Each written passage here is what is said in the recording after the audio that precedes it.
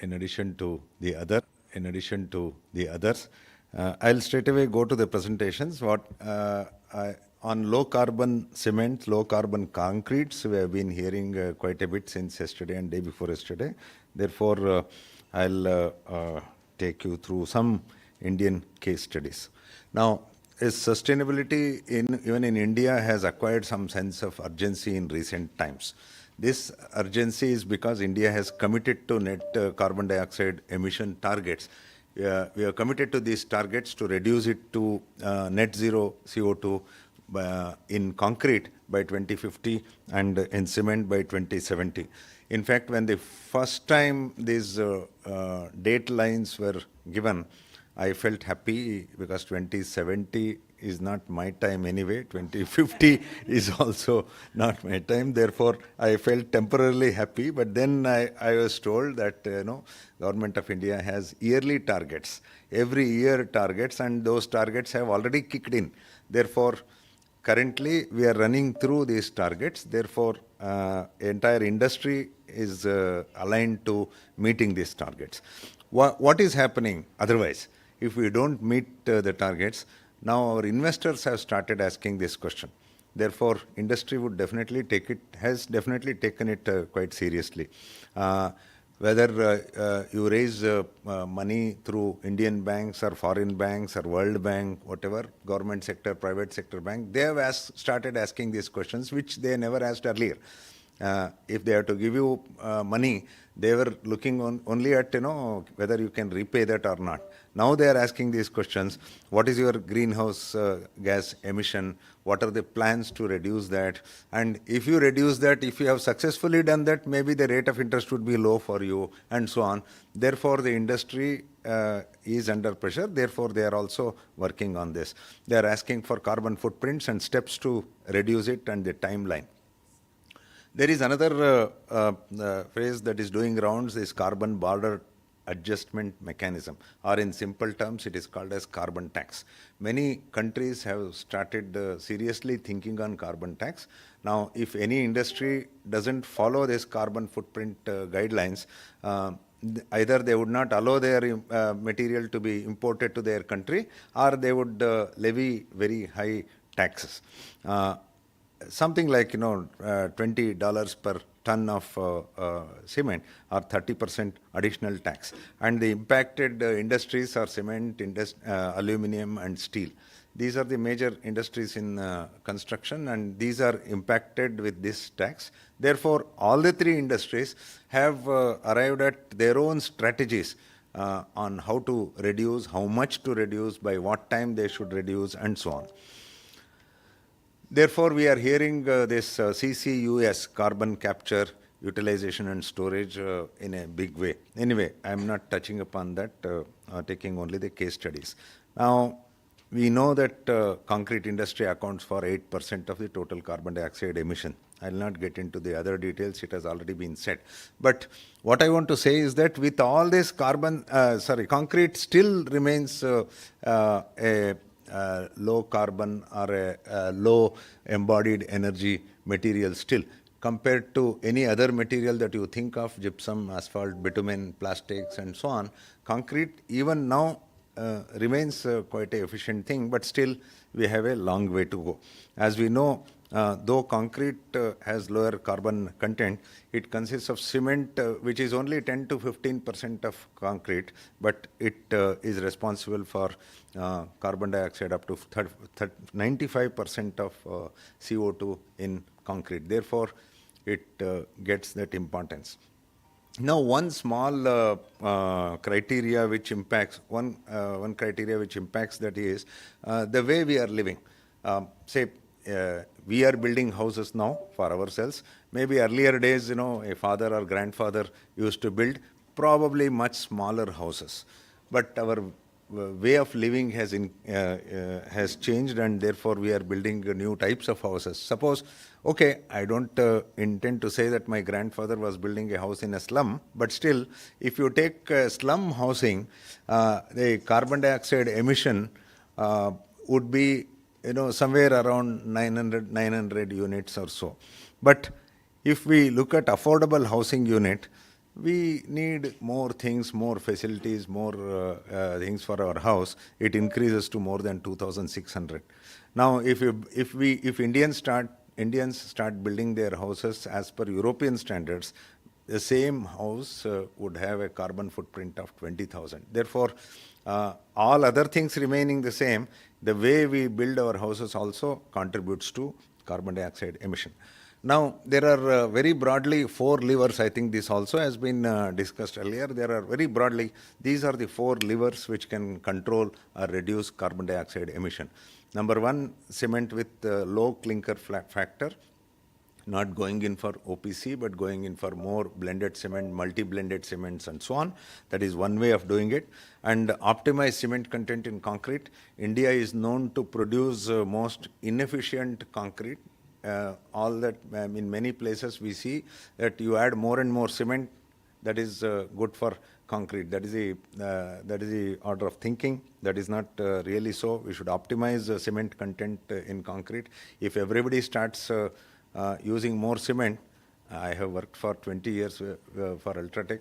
Definitely cement companies would be happy if people start using more and more cement. But then that is not an efficient way of producing concrete. And the third lever is use of recycled coarse and fine aggregates. That is another way to reduce carbon footprint. And fourth is, of course, is in the hands of design engineers. Can we think of alternate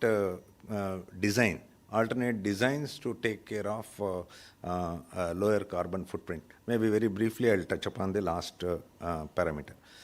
Okay. Now, this is the breakup of actions which would result in net zero. Now, if you look at cement, very roughly, different types of cements would result in this kind of global warming potential. If it is an ordinary Portland cement, it is the highest. You come to the Portland limestone cement or PPC, which is popularly used in India, you will reduce carbon footprint by some amount, and with slag cement it would further reduce. And some of the LC3 is something that we are talking about in recent times. LC3 would reduce carbon footprint to 590 to 400 in that range, and composite cement also reduces it quite significantly. Now, composite cement is something that is widely used, being used in India. As you know, recently it was amended, and now what is there in the code is that the clinker content is 45% compared to 95%. Or if you leave gypsum just for overall calculation, you can say 100% clinker represents OPC, whereas 45% clinker represents composite cement. The remaining 55% consists of fly ash and GGBS, but there is another condition for composite cement is that it is a 43 grade cement, unlike the other cement.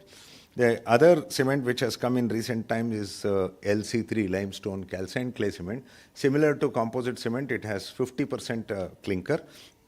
Remaining things are calcined clay and limestone and gypsum as per requirement. And this is also a 43 grade cement. This is in fact a very welcome sign that India is now slowly moving towards 43 grade cements, not the earlier 33 grade equivalents. Now, if we replace clinker or cement with other binders, how much of carbon dioxide reduces? This is just one example.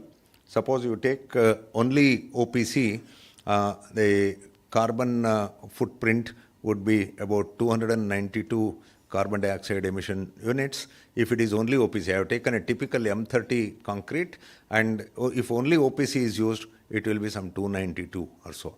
Whereas you replace it with 30% fly ash, maybe we can say PPC, instead of 292, it will come to about 22% less than that. You make it 50% replacement, that is what composite cement does with fly ash and slag, then it would come to 161, which would mean 45% reduction in clinker. Therefore, by using multi-blended cements, you can definitely reduce the carbon footprint. Now, with this, I'll directly go to the case studies that I want to discuss today. Two case studies, in fact, both of them happen to be on roads or pavements, concrete pavements. one of these, the first one that I am showing now is very, very old, quite a old story. Why I have chosen is to show that even after a very long time, this road, very small road that is built in Hyderabad, is still standing even after 21 years. This is a 21-year-old story. Just to show that, even with 50% fly ash, which is much more than what is permitted for blended cements, and that is called as high volume fly ash concrete pavement. So this was a demonstration project that Ultratech took for their RMC in Hyderabad in Miapur. It's a short road which connects to the Miapur RMC plant, and the width of the road is 7.2 meters, pavement quality concrete, thickness was 260 millimeters, grade of concrete was M40, and the total volume of high volume fly ash concrete was around 240 meter cube. So this is the plant, RMC plant, and these show the properties of the material. At that time, OPC 43 and fly ash was externally blended. And these are the properties of OPC and the 3 days, 7 days, 28 days strength, etc. Lime reactivity of fly ash was around 4%. Then soundness by autoclave and drying shrinkage, those were the values. Now, these were the trial mixes that we conducted for arriving at an optimum design. You can see here 250 of cement and 150 of fly ash, then gradually increasing it 225 and 225, which means 50% cement was replaced with fly ash. That is a high volume fly ash concrete. Now, that doesn't mean that the strength would decrease. The strength, 28-day strength was 46 MPa, and the slump was around 100, 90, 100, 120 for different mixes. And the admixtures was slightly varying. In this case, admixture content was high, and the water content in this case was quite less. And this is with different proportions of fine and coarse aggregates. Now, just to compare the results, we also had a trial without fly ash, that is only with OPC, getting a slump of 70 mm. With the 7-day average compressive strength, it was about 40 MPa. Why 7 days is because the road had to be open to traffic. When it reached 40 MPa, normally concrete roads are designed for flexural strength. About 4 to 4.2 MPa, if it reaches, it can be opened. That is how 7-day strength was taken. Now, these are some photographs of construction. And this shows the flexural strength, which is used for determining the strength of concrete for pavements. Now, look at this 28-day strength and 56 and 72, 74-day strength.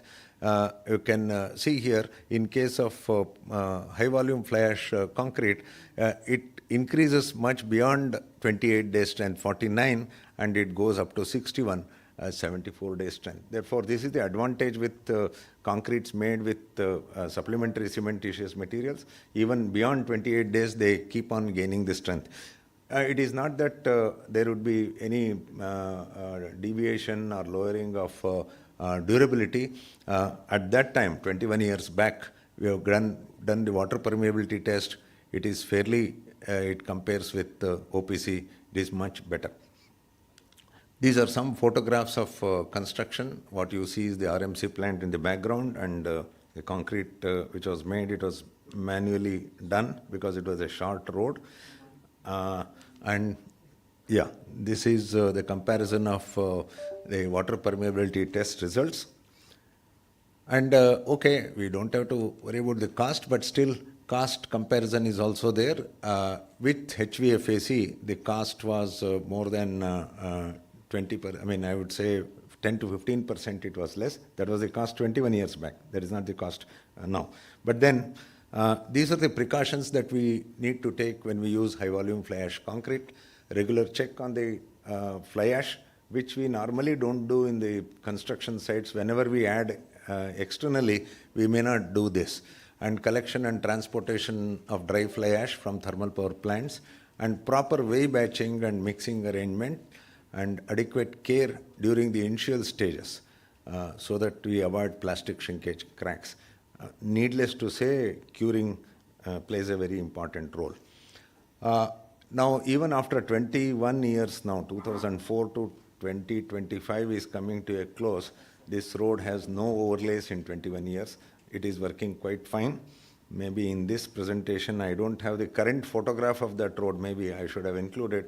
It is still working quite fine.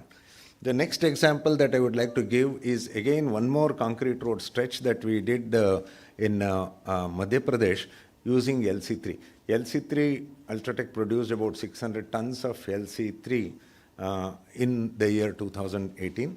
And we have built different kinds of structures.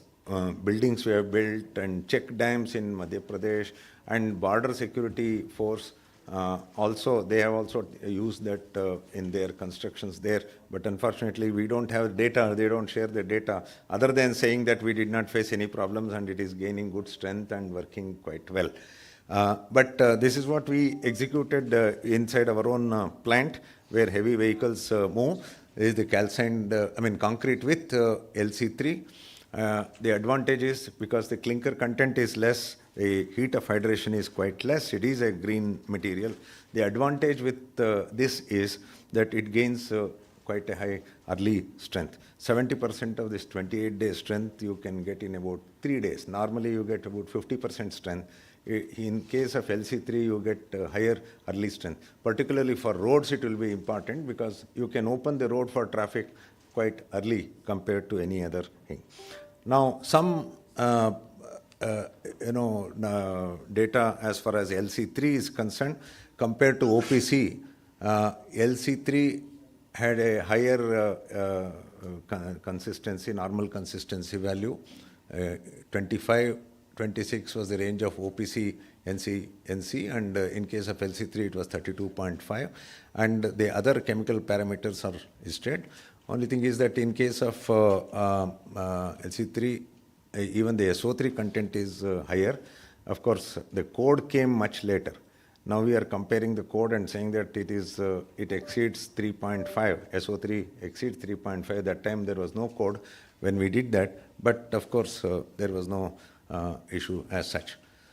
NC is high and setting time also was on the lower side for these LC3 samples. Now, coming to the mix design, these were the different trials that we had for M45 grade of concrete, and the admixture dosage was a bit higher than normal, and 1 day, 3 days and 7 days strength you are able to see here quite good. For M45 concrete, we have always crossed 50. As I said, higher dosage of admixture is there, but now in the past 6-7 years, this was about 7 years back, but now there is a different family of admixtures that are developed. Chemical admixture industry has developed different kinds of admixtures for LC3 also now. Some photographs of this construction, the manual method was used because the length of the road was quite less. And this was after 12 hours of concrete curing. Now, we'll look at one example of use of recycled coarse aggregate and fine aggregate, recycled aggregates in concrete. Incidentally, this was also done for another road where Ultratech was closely involved. Use of alternate aggregates. In this case, we have tried to use bottom ash from thermal power station. As you know, there is huge amount of bottom ash that is available in the country. Even if it can be partially used in making concrete, it will definitely be advantageous. Just to get an idea of how much is there, if you take a 1000 megawatt power station, 1000 megawatt power station, it consumes about 12,000 tons of coal per day, and it generates 4,200 tons of ash per day, out of which 80% is fly ash and 20% is bottom ash. 20% of this comes to about 800 tons per day is produced, multiplied by 365 days, and it's a huge amount of bottom ash. Fly ash is being utilized, but bottom ash is not being utilized to that extent. Therefore, huge amount of bottom ash is definitely present. Currently, about 35 to 40 million tons of bottom ash is produced in India per year. Therefore, if we are thinking of replacing aggregates, even partially, the material is available. Now, these are the difference in the properties, physical properties of natural sand and bottom ash. It has a low specific gravity and low bulk density, fineness modulus is low, and water absorption is quite high. Initially, initial studies were done by Dr. A.K. Malik. It was published in 2014. We also have here Dr. Kalgal, who has worked on this area, and a PhD also has been produced with his guidance. Now, initially, this was tried up to about 20%. You can see the black lines, the range within which up to it was determined that up to 20% bottom ash can be used as a replacement of aggregates. That was in 2014. And using this, the strength concrete mix with 20% bottom ash also had a fairly good strength, and even the durability tests they passed. But later on, quite recently, this was the experiment that we did along with Mr. Bongirwar, who was the chief engineer and secretary to PWD Maharashtra government. Joined hands with him, and we produced self-compacting concrete. This shows that the cement content in this. What you see, the first one is the conventional concrete, and the second is the bottom ash concrete. The river sand also quantity has reduced. Water and bottom ash, you can see here, this is the quantity of bottom ash that is used, and that results in saving of cement and water and so on. Now, how does it look like? This is the stretch that we did near Chandrapur, near Nagpur. And the performance test also has been done later on. This is already about 2 years old now.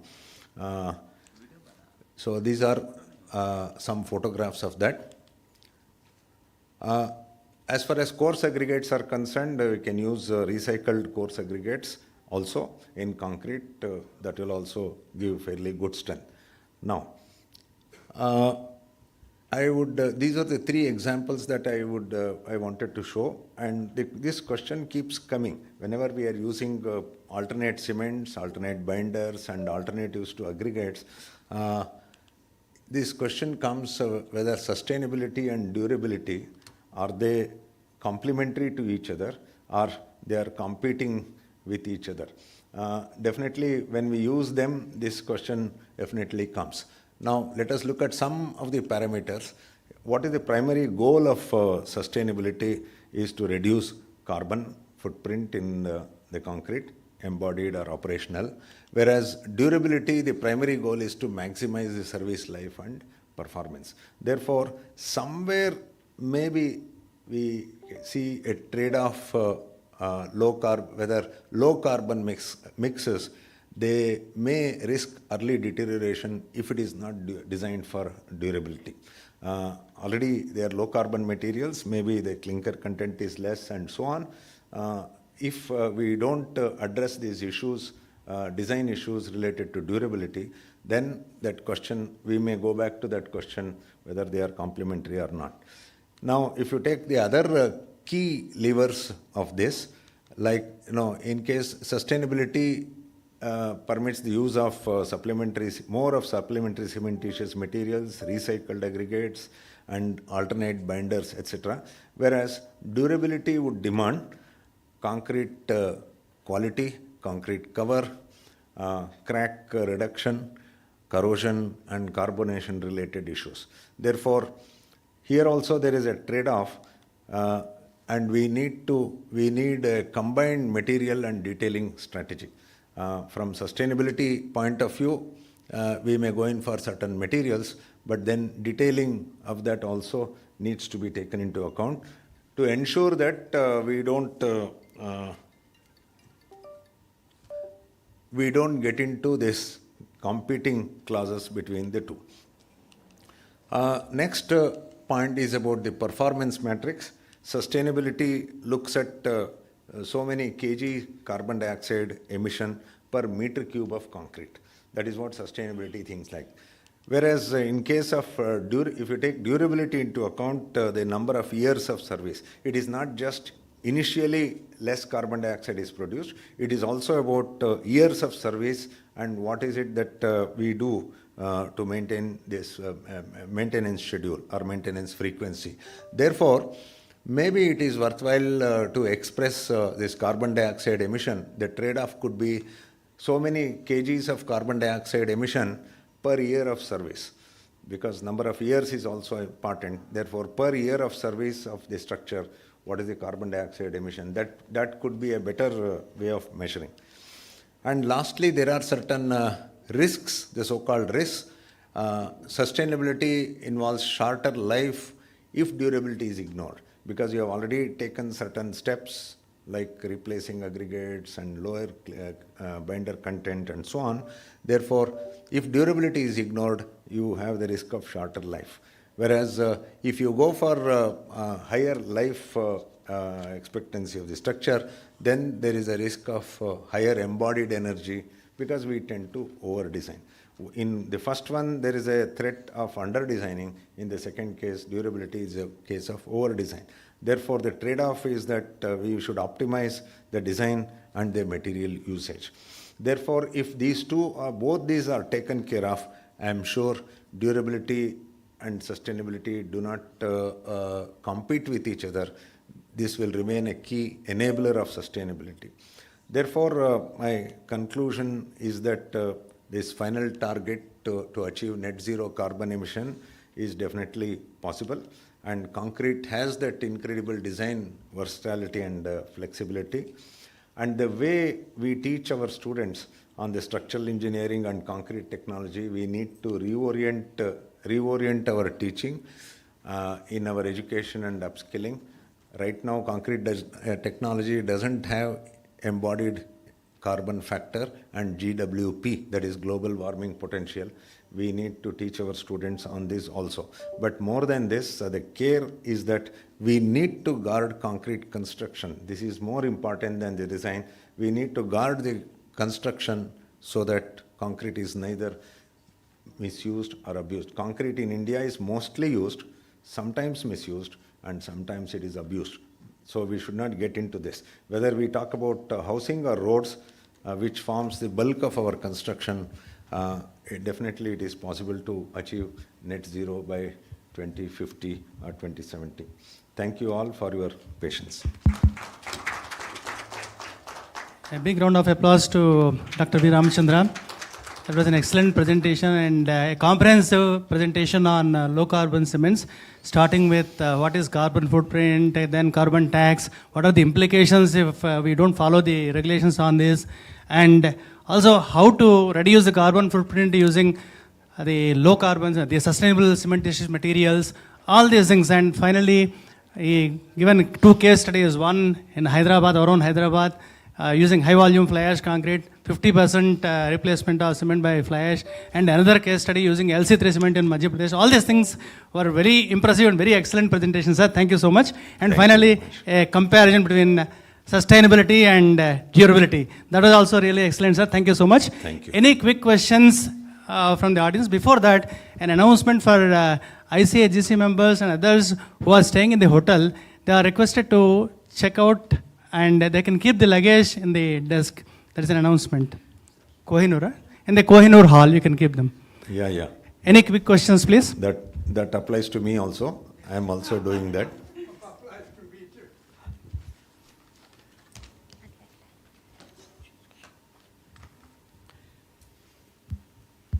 Sir, thank you for the presentation. My question is regarding the implementations of various SCMs in India. Like you have shown one example about use of 50% fly ash as a replacement, but in India we are yet to adopt the Portland limestone cement, whereas we could see Portland limestone cement, where we could replace at least 15% of limestone as a partial replacement, and that could effectively go along with fly ash or slag, just like we are doing in LC3 system. So my question is from the point of practical perspective, what is stopping us for the use of PLC in Indian conditions? Yeah. 2 points I would like to say. One is Portland limestone cement code is almost finalized. It is coming out anytime. Wide circulation, everything is done, only printing thing is there. But number two, I want to say yes, it will help utilization of limestone powder that is available, therefore you can utilize. I have a question mark on how green it can be compared to the other things that I have shown, because it will still contain 80% clinker, 85% I would say. BIS is going to permit only about 15% replacement use of limestone in that. Therefore, compared to PPC, where the clinker content is 65% and composite cement, where it is only 45%, compared to that, whether PLC would be so green is a small question mark, but still it will behave like OPC is an advantage. Yeah, as compared to OPC, at least we can have a base mix Yes, of PLC. yes, very much. Thank you so much, Yes, sir. yes.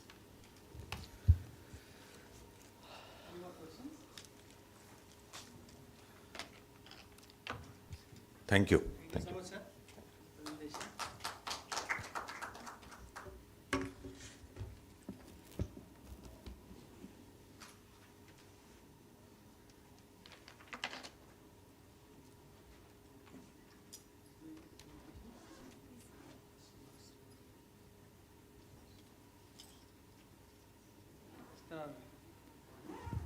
7 papers altogether. The first presenter is Mr. Gopalakrishna. Is he available? Yeah.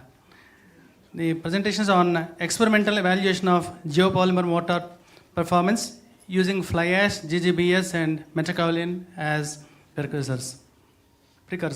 Yeah.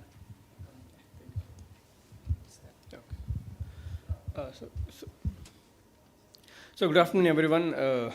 So today I'm presenting my presentation. That the title is that comprehensive investigation of properties and performance in geopolymer mortar utilization, fly ash, GGBS, and metakaolin.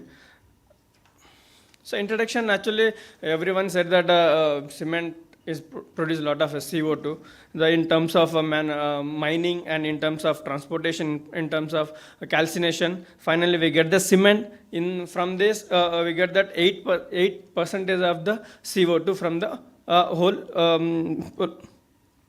emission. So apart from this, and in India, a lot of industries are there, that thermal power plant, a lot of produce fly ash, and steel industries also produce a lot of GGBS. So these are the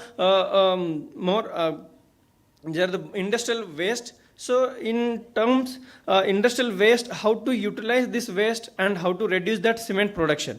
So after that, we utilize that, we incorporate that geopolymer technology, then we get the valuable product. So in India, so a lot of fly ash and GGBS is 220 to 230 metric ton fly ash generated in every year. So in that only 80 in the bottom ash and fly ash. So in that only 83% of fly ash we can utilize for every products. But remaining 17% of fly ash also we can use by using this technology. And in GGBS we can rich in silica, alumina, and calcium. So this is also generally in India 100% GGBS is utilized, but in this system we have to increase that reactivity and decrease that, avoid that oven cure. So that's why we are using in this GGBS. So these are the fly ash is very good material to increase that workability, and GGBS is the very unsymmetrical shape. So this is the very reactive nature is more. And this is a metakaolin. So metakaolin is a man-made material, and this is a very intensive reactive is there and make the dense of that the particle and the mortar. So that's why we are using this metakaolin and very rich in silica and alumina. The silica alumina help to generate that 3D geopolymerization. So why geopolymer? So geopolymer is a not it's a cement-free material, and we can use this is the inorganic polymer. So we can use this and in okay, silica and alumina are very rich in this system. So the initial byproduct of fly ash, GGBS, and metakaolin, so react with that alkali solution. Then this is a geopolymerization in 4 stages. The first stage is dissolution, the silica alumina and the silica alumina calcium. So this is the initially the silica oxygen silica bond is there. So that bond break in the presence of the high alkali. So this silica alumina is amorphous, then react with the calcium or alumina content, then make the gelation part. So this gelation, after that this gelation reorganize that every particle and make the start the polymerization. So in this polymerization, amorphous silica and alumina convert in the semi-crystalline stage, then our gel is formed. So by using this technology, we can reduce that 5 to 7% of the CO2 emission and utilize that industrial byproduct in terms of flash and GGBS, and we can occurs that land. And finally, this concrete is innovative and eco-friendly. So what is the difference between that OPC system and geopolymer system? So in OPC system, we require the raw material, the limestone, clay, and we react with calcine at 1450 degrees Celsius, and after that cement react with the water. Then we get the cement paste. So after that, in geopolymer system, we don't need any raw material. We can use directly raw as a material, so as a binder. So we can use the geopolymer, start the geopolymerization, we get the geopolymer paste. So after that, so by using this geopolymer, it has strength point of view and durability point of view is comparable to the OPC system. So what is the material evolution? So that specific gravity of the GGBS and flash is 2.1 to 2.83 compared to the cement. So cement is a 3.14 and metacolin is the 2.6. This is the less specific gravity. And here one more thing is the specific surface area. The specific surface area is metacolin is higher. And in this XRF analysis, the very rich alumina, silica and calcium, the flash is the very rich, this alumina silica, and in the GGBS, alumina silica and calcium content. In metacolin, alumina and silica very rich. So this is very helpful to in geopolymer system. So coming here is the in alkali activators, the sodium hydroxide and sodium silicate is the pH is the more than 13, and sodium hydroxide and sodium silicate is that 11.5. This is very helpful to reduce the corrosion. And the mixing procedures, so these are the mix what I am using in this system. And this is the sodium silicate to sodium hydroxide ratio is 1.5. Sodium hydroxide molarity is the 12. Because of higher molarity, then the silica, alumina and silica, the bond break to the by using this higher molarity. So that's why we are using. So coming to the results, in compressed strength, in terms of compressed strength, the M1 is the 100% of fly ash. So is 100% fly ash required the oven cure. So avoid this oven cure, we introduce that GGBS, that is the M2, the 20% GGBS. We can increase the compressive strength as well as avoid that oven cure. So after that, M3, M4 and M5 mixes are the introduce that metacolin, that is the 10%, 15 and 20%. Because of metacolin is the very fine material and refine that pores and make very dense. So that's why we are planning to try to introduce that metacolin. So finally, coming to the durability point of view, that capillary porosity, where we are using that metacolin and the metacolin, the refine the porosity and reduce that gel porosity and capillary porosity. And coming to the water absorption also, that the M4, that means that metacolin is the 15%, GGBS is the 20%. This is the water absorption also less compared to the other material. So coming to the summary of this research, the metacolin, the sodium hydroxide to sodium silicate ratio is that sodium silicate to sodium hydroxide is the 1.5 and 12 molar because of the required more alkalinity to the break the bond silicon and alumina. That's why we are using that 12 molar and introduce that 20% for GGBS. Avoid that oven cure and make very ambient. Then we reduce that CO2 emission from the temperature.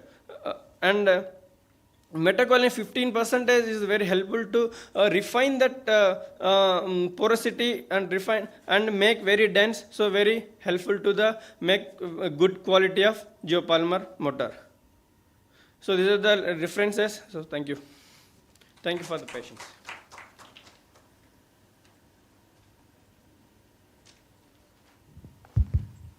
Thank you, Mr. Gopalakrishnan. That was a wonderful presentation and good work carried out.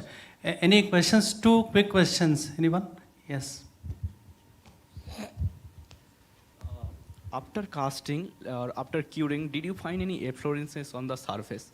No, is using the 12 molar, so efflorescence is not available because of total 100% is 80 to 95% of sodium hydroxide is consumed in the system.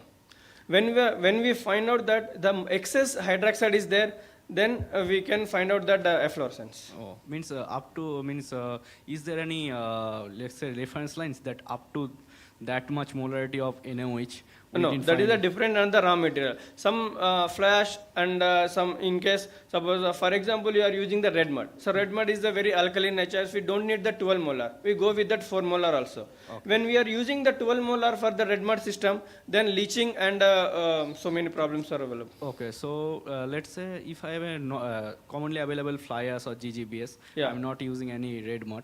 So let's say how I can fix that doses means concentration of NaOH so that we can find any efflorescences. Let's say up to 8 molar or 6 molar. Is there any number?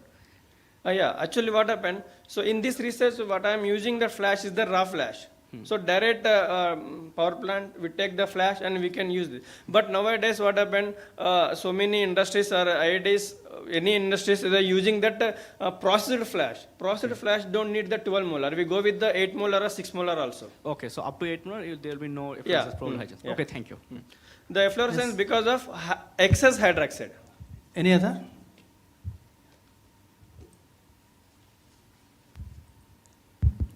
Yeah, so nice presentation. Two things. One, your metacholine, you have varied 10, 20 and 15%. 15. So beyond 10%, I could not see any major changes. But beyond the 10% in the cement system is not much changes. But in geopolymer system, because of the silicon alumina is amorphous content, it's very reactive nature. That's okay. Whatever you have presented is geopolymer, right? Hmm? Geopolymer system only. Yeah. you have present. So from your results, I could not see much improvement beyond 10%. Yeah, this is only 28 days results only I present. Yes. But in 56 and 90 days, we see the lot of changes. And SCM analysis also that IDZ part is very dense. Okay. Actually, I am not presenting here. Okay, maybe. And second thing, since you are using 12 molar, so definitely there will be lot of efflorescence. Maybe you have not observed because you have not exposed to some humidity or maybe, or you have kept in sealed condition. So if you keep it in environment, definitely there will be a lot of efflorescence and 80-85% is not consumed. You need to check that. And Yeah, but so here what happened, the efflorescence we can observe when in GGBS content is increases.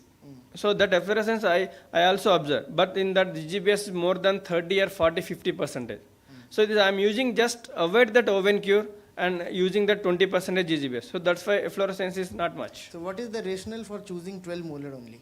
Why you did not optimize by taking from say 3, 4, 5 or up to? Yeah, everything I optimize, but that is I am not show here. So you have varied the molarity and Yeah, optimized vary that the well. molarity and sodium silicate to sodium hydroxide ratio, everything we optimize. After that, this is the final ratio.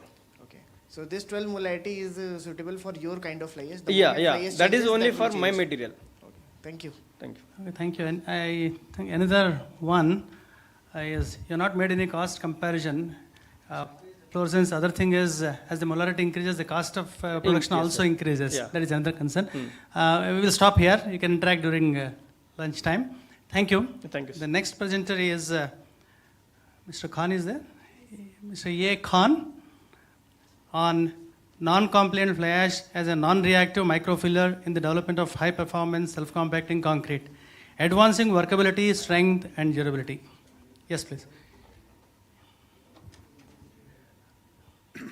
Try to complete it within 8 to 10 minutes, and we'll have 2 minutes question. I will try to get. Yeah, my name is Asanullah Khan. I am research scholar at IIT Kanpur. This is the part of the feasibility study of the non-compliant fly ash. This is supplied by the local thermal power plant, and this is different from the bottom fly ash. This is here my presentation outline, and this is the current status of the fly ash in India. and there is annual production is there 232 million ton fly ash 2021-22 data, but right now their annual consumption is very high, and unutilized is fly ash is 7.6%, but there are lot of the old fly ash is there, so there are a lot of problem with a lot of fly ash. There is environmental sustainability problem, disposable problem, toxicity and leaching problem, because that whole lot of fly ash is there, so it will be toxic in nature, some material is, and so it will contaminate the groundwater. So its utilization of the fly ash is very important. But so there is some requirement given by the IS 3812 for the using as fly ash as a SCM. So these fly ash, what we observed, that did not comply with the requirement as a use as a SCM in the cement industry. So this is the part of the study of the feasibility to use it another way, a different way. One of the way I just present work. So the motivation of the study is the rising global concrete demand needed the concrete, and so natural river sand contribute 80% in whole concrete. A coarse and fine accounted around 80% into the concrete system. And fly ash, a coal combustion byproduct, offer a high volume, low cost, environmental beneficial substitute for natural sand and cementitious components. While fly ash is well studied as cement replacement, limited research exists on non-compliant fly ash as a fine aggregate microfiller in high performance self-compacting concrete. Objective of the study is to evaluate the feasibility of using non-compliant fly ash as microfiller and fine aggregate replacement, to assess the effect of fly ash incorporation on fresh properties, to analyze the mechanical performance and investigate the durability characteristics. In this fly ash, the particle size D50 value is around 51 micron.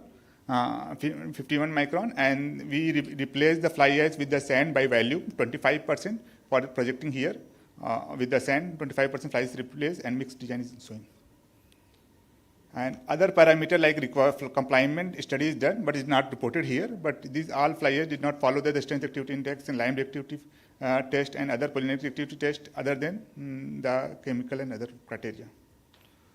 So we mixed the design, and we fresh property observed that the improved significantly by adding the fly ash and replacing the sand. We limited the cement content constant in the as shown in that like 478, but for self-compacting concrete, the fine content should be 400 to 600.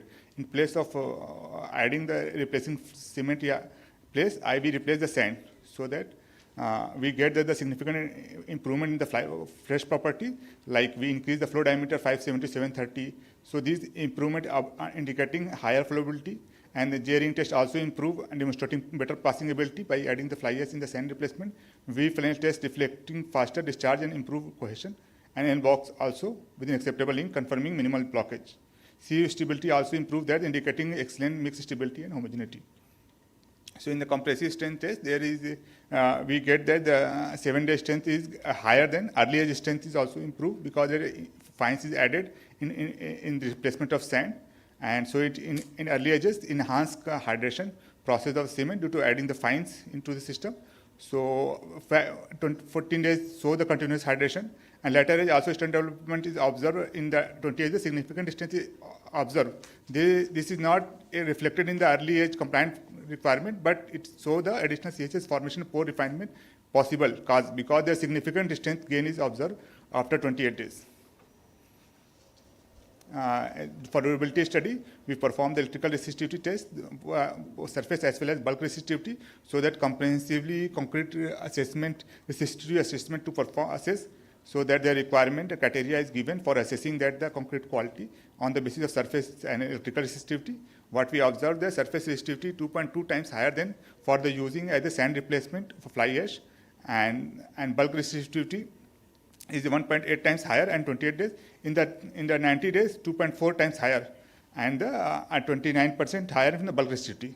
So the category of the assessing the concrete quality is also improved. That is in the very low to shift into the very low category by adding the fly ash in 28 days, as well as 28 days is shifted into the moderate category, a low category, and the 90 days is shifted into the very low category.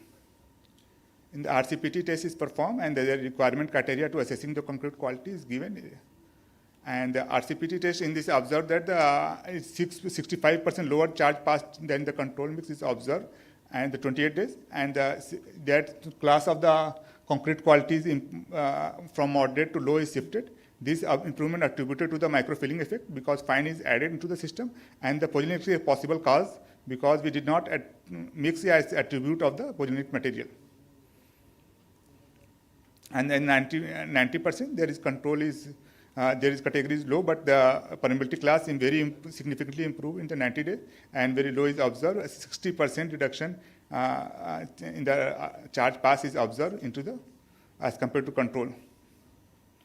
Water absorption and done by the STMC 6'2", and the porosity, a permeable pore will be determined by the vacuum saturation method. And it is observed that in the water absorption as compared to control, 3.96% reduction is observed, and with the into 25%, because fly ash also absorb some significant of water to surface. Sometimes that not significant reduction is observed in the water absorption.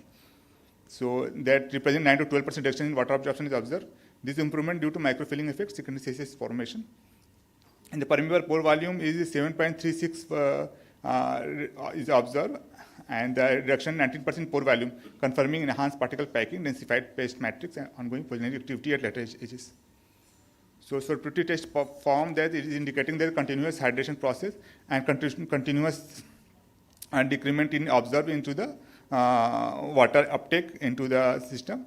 And the R square value is greater than 95, confirming linearity and reliable sorptivity modeling. And this observed that the indication of the microfiller effect, secondary CCS formation, minimize interconnected voids and refined pore network. A reduction is observed around, shown that the 15 to 25% in the range.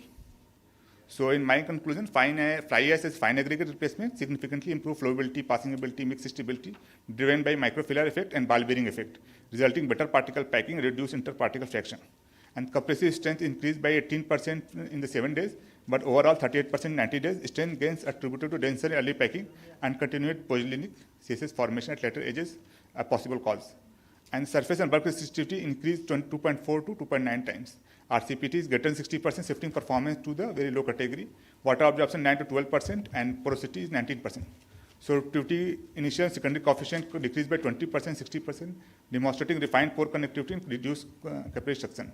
Fly ash is fine aggregate replacement, sustainability enhances fresh behavior, strain development, and durability, establishing fly ash modified high performance self compact concrete as sustainable, dense, durable, high performance concrete. Thank you. Thank you, Mr. Khan. You have presented exactly the time, 8 minutes only. Good. Any questions, please? Quick questions. 2. No questions? Achha, you said it is a non-compliant fly ash. Yeah. How do you classify it? How do you call it as non-compliant? For using as a CM, a cement replacement, they're given by the IS criteria. Without fulfilling that criteria, we cannot say the compliant fly ash. Directly cannot replace the cement as a cement replacement. There is one is the particle size, fineness, polynic activity, and the chemical composition should be fine there.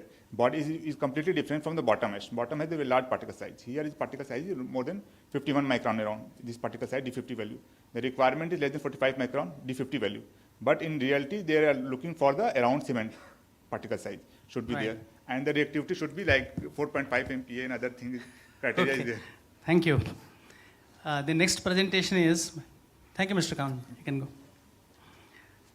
Next presentation is by Shahin, is there, on application of recycled ground mine-based rock as a low-carbon supplementary cementitious material in cement paste. Yes, please.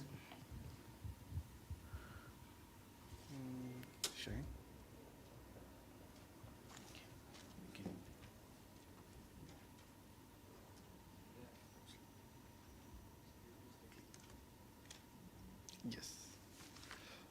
Good evening, everyone. I am Shahin, a joint research scholar working between IIT Kharagpur and Curtin University. Today, I will be presenting my research on transforming mine-based rock into a low-carbon supplementary cementitious material.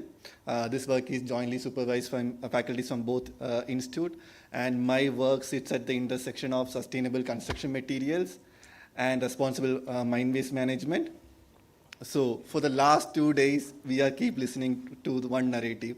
Cement is having a carbon problem. So I am still coming with the same narrative. Cement is, these emissions come from the clinker production, and globally 8 to 10% of carbon dioxide is produced due to this. As construction demands keep rising, worldwide this carbon will only increases unless we find alternatives. But while we search for such low carbon solutions in the cement sector, another major transformation is happening in the parallel. As we scale upon renewable energies in the current era, like batteries, solar panel, we are massively scaling up mining. So every EV motor, every electrical appliances we are using in this era starts with a metal.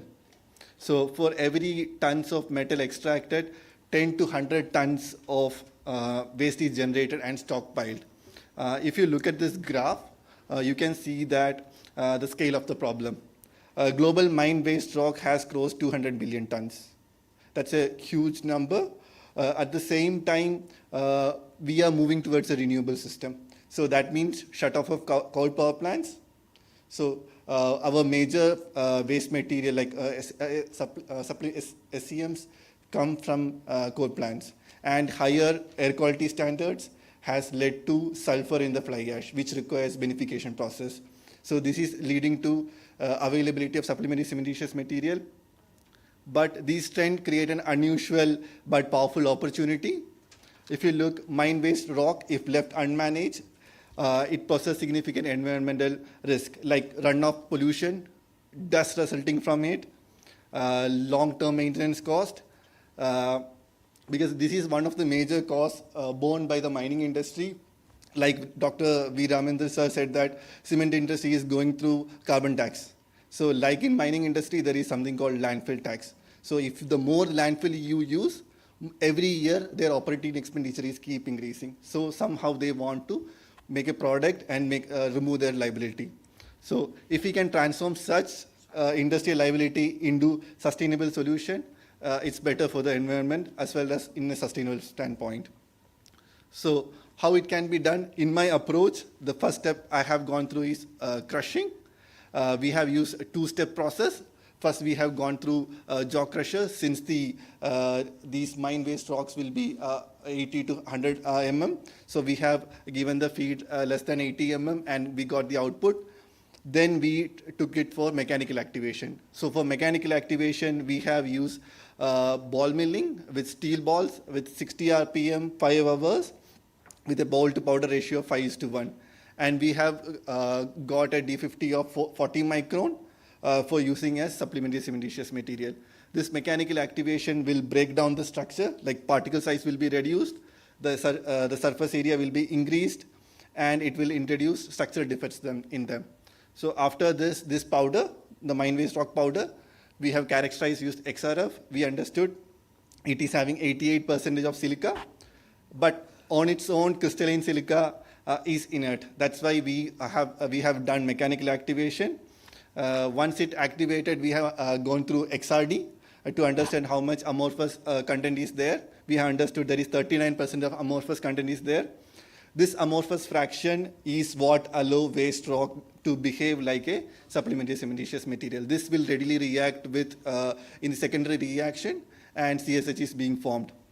And if you look at the same image, you can show that there are highly fragmented particles attached to the parent rock, and as well as due to this, the surface area is being increased, which will act as minor nucleation sites, and rough surface increases, and the rough surface also supports in the nucleation.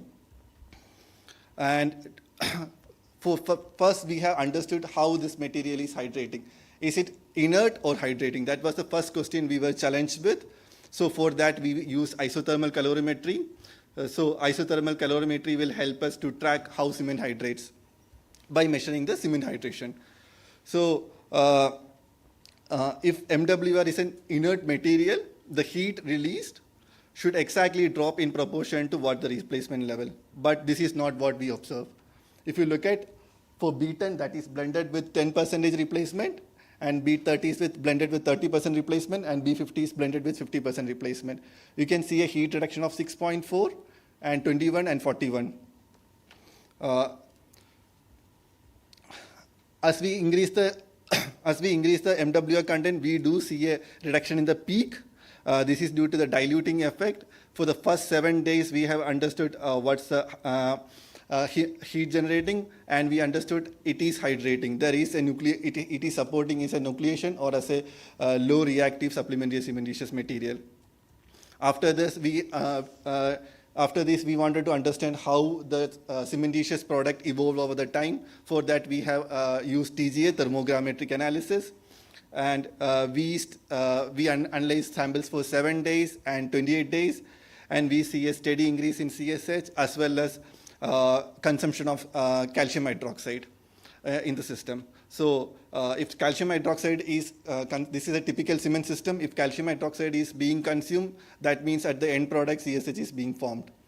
So further, we looked at the same. Since it's a chemical test, we again looked at through FTIR to understand how calcium hydroxide being consumed. If you can look at 3640, that is the peak for calcium hydroxide. The mine waste rock blend show that calcium hydroxide is actively being consumed. As an, that essentially means that the material is not inert but contributing the CSH over the time.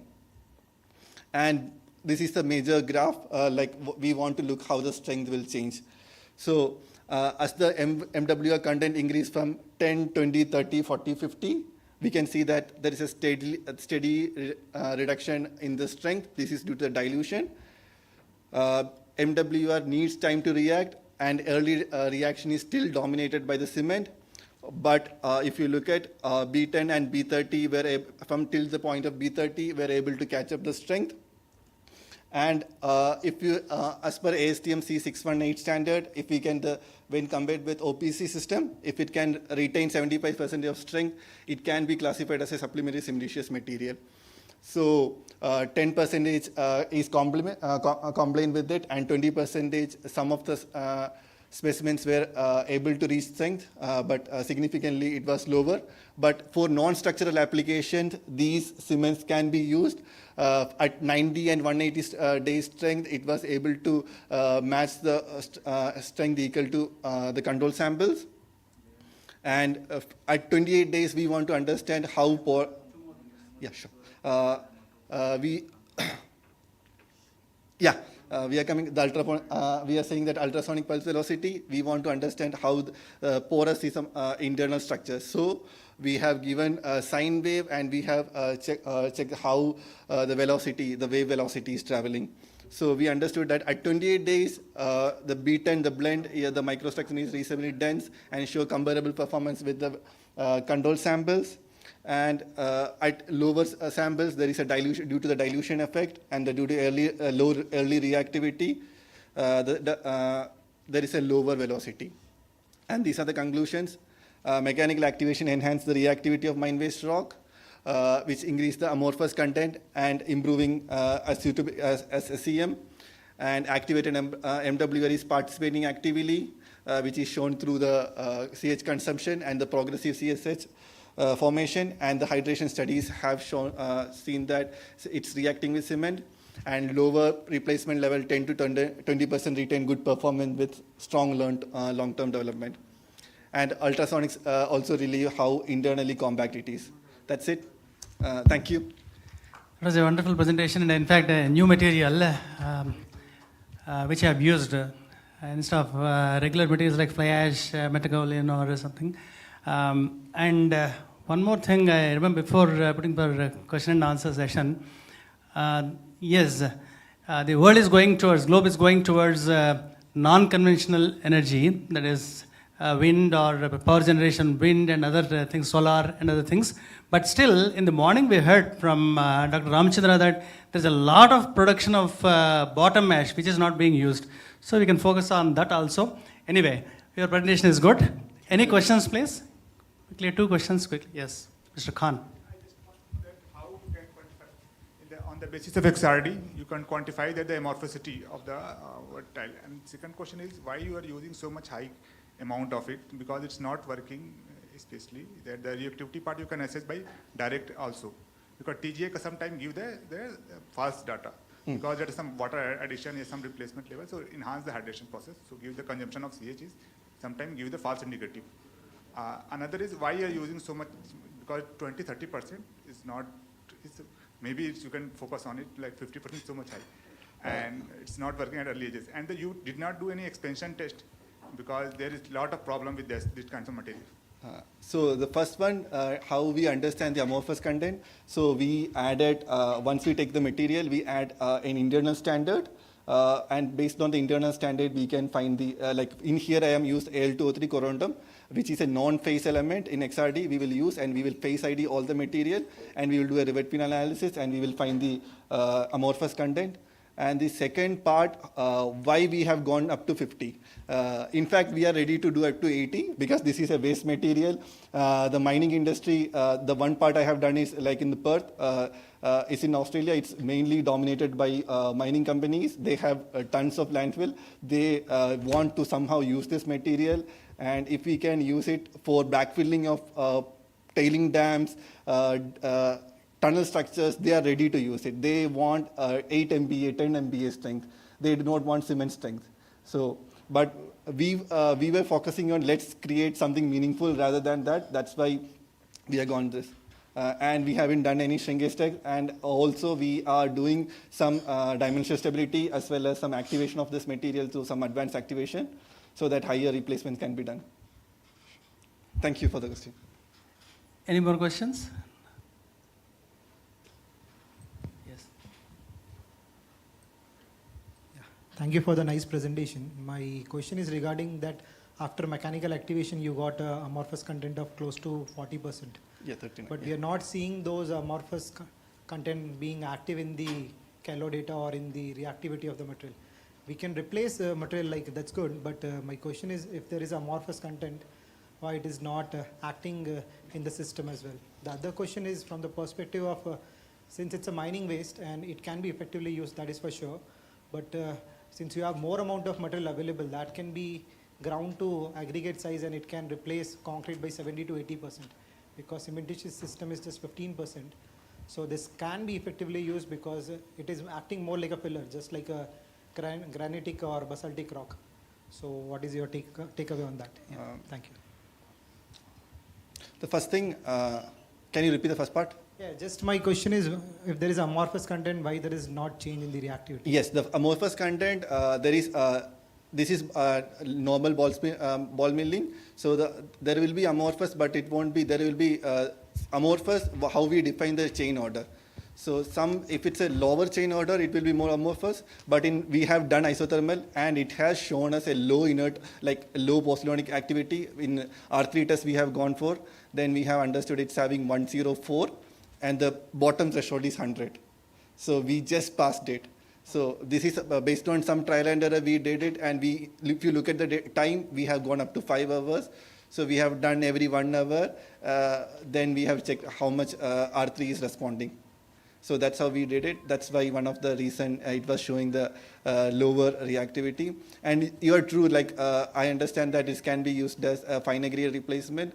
But initially, like if we can get it as some strength, and we can use it for mining industry's purpose itself. Yeah. So thank you, yeah, Shaheen. sure, thank you. Yeah, Your thank you so much. explanation is good. That's enough.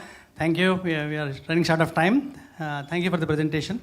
Next one is by Nitesh. Is available? It is on study on strength characteristics of ternary blended geopolymers. Nitesh.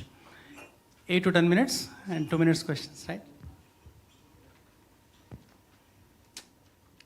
Good afternoon, everyone. My name is Nitesh. I'm a graduate from Chaitanya Bharati Institute of Technology. And my project is about strength and durability characteristics of geopolymer-based mortars. This work was carried under the guidance of Dr. G. Mallikarjun Rao, sir.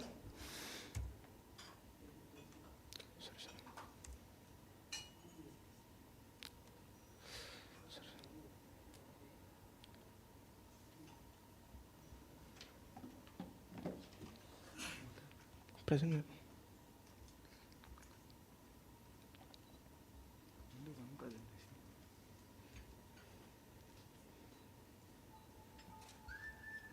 The primary aim of the study is to develop the sustainable geopolymer mortar to make it more sustainable and eco-friendly to the eco-friendly alternative to environment, which is most of the studies which we carried out and investigated was about the heat cured tests which we investigated in this, and we developed it as an ambient curing mortars.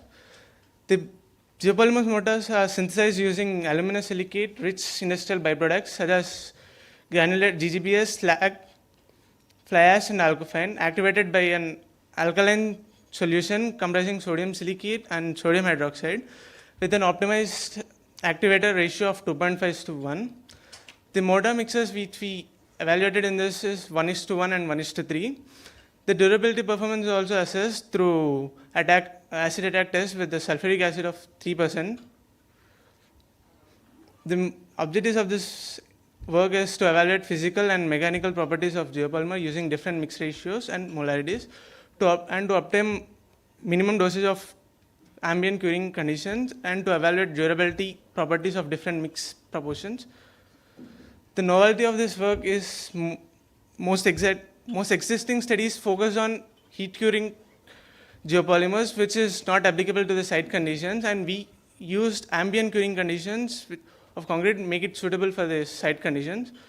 We used ternary blends such as GGBS, fly ash, and alkofine as an aluminosilicate sources to optimize both strength development and workability to at room temperature, which provides a comprehensive evaluation of fresh properties, mechanical strength, and durability under acid exposure. It also contributes towards low carbon construction systems by minimizing CO2 emissions, promoting circular utilizations of industrial byproducts. This is a methodology which we use alkali activators of 8 molar sodium hydroxide and sodium silicate with a mixed ratio of 2.5:1, and with the aluminosilicate materials of fly ash, GGBS, and alkofine with the mixing and casting of it. Next, these are the different ratios of each blend, that is single, binary, and triple blends of each 1:1 and 1:3, and there's a durability test which we have taken as acid attack and water absorption test.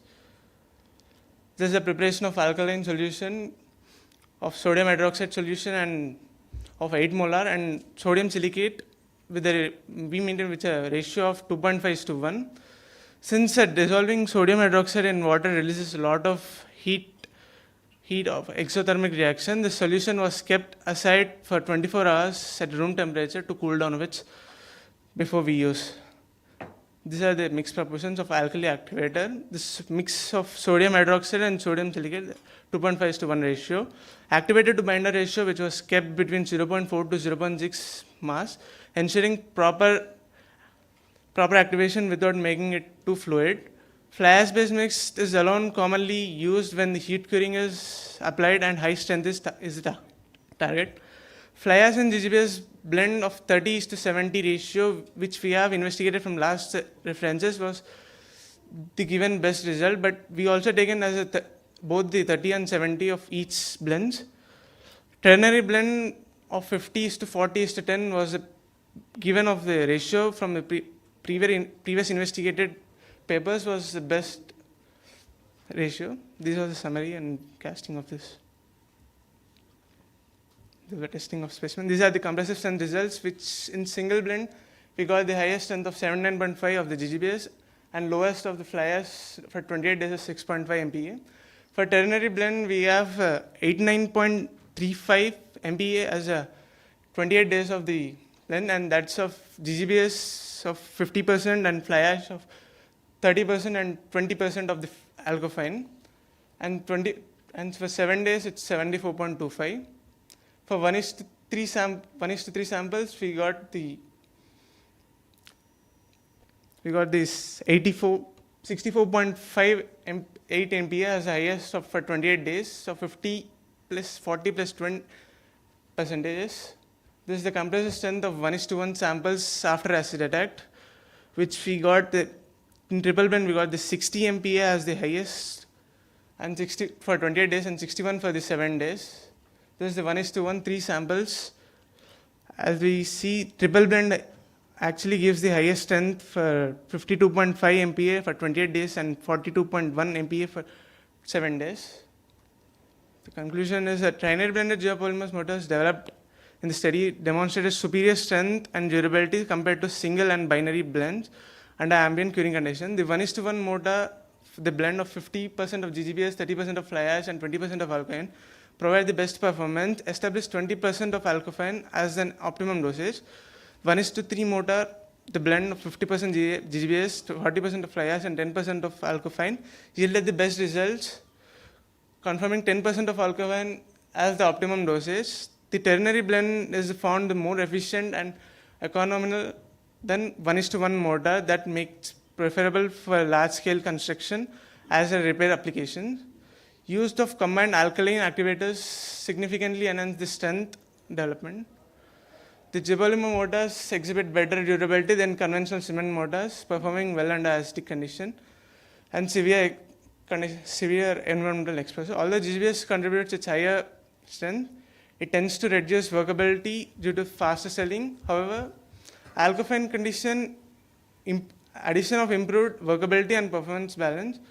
The resulting trinary blended geopolymer mortars are suitable for plastering, repair, and rehab of structures where long-term durability is required. Thank you. Yeah, thank you for the presentation. Any questions? I think one question raises before they ask, I should ask one. You have gone up to 100% GGBS. Yes, sir. And you have not talked anything about the workability. Is it workable? 100%, 80%, something like that? Yes, sir. It is there? 70s. Only compressive strengths. I asked about workability. Is it workable? 100% GGBS? Yes, sir. Okay. Any questions from the audience? Workability means slum. Slum bar. Some. No, sir, we haven't.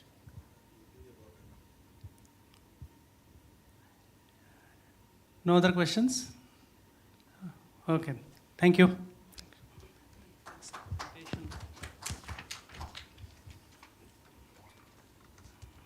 That was Nitesh, and now we have Mr. Chauhan. Yeah. His presentation is on eco-efficient use of low-grade limestone in concrete for waste minimization.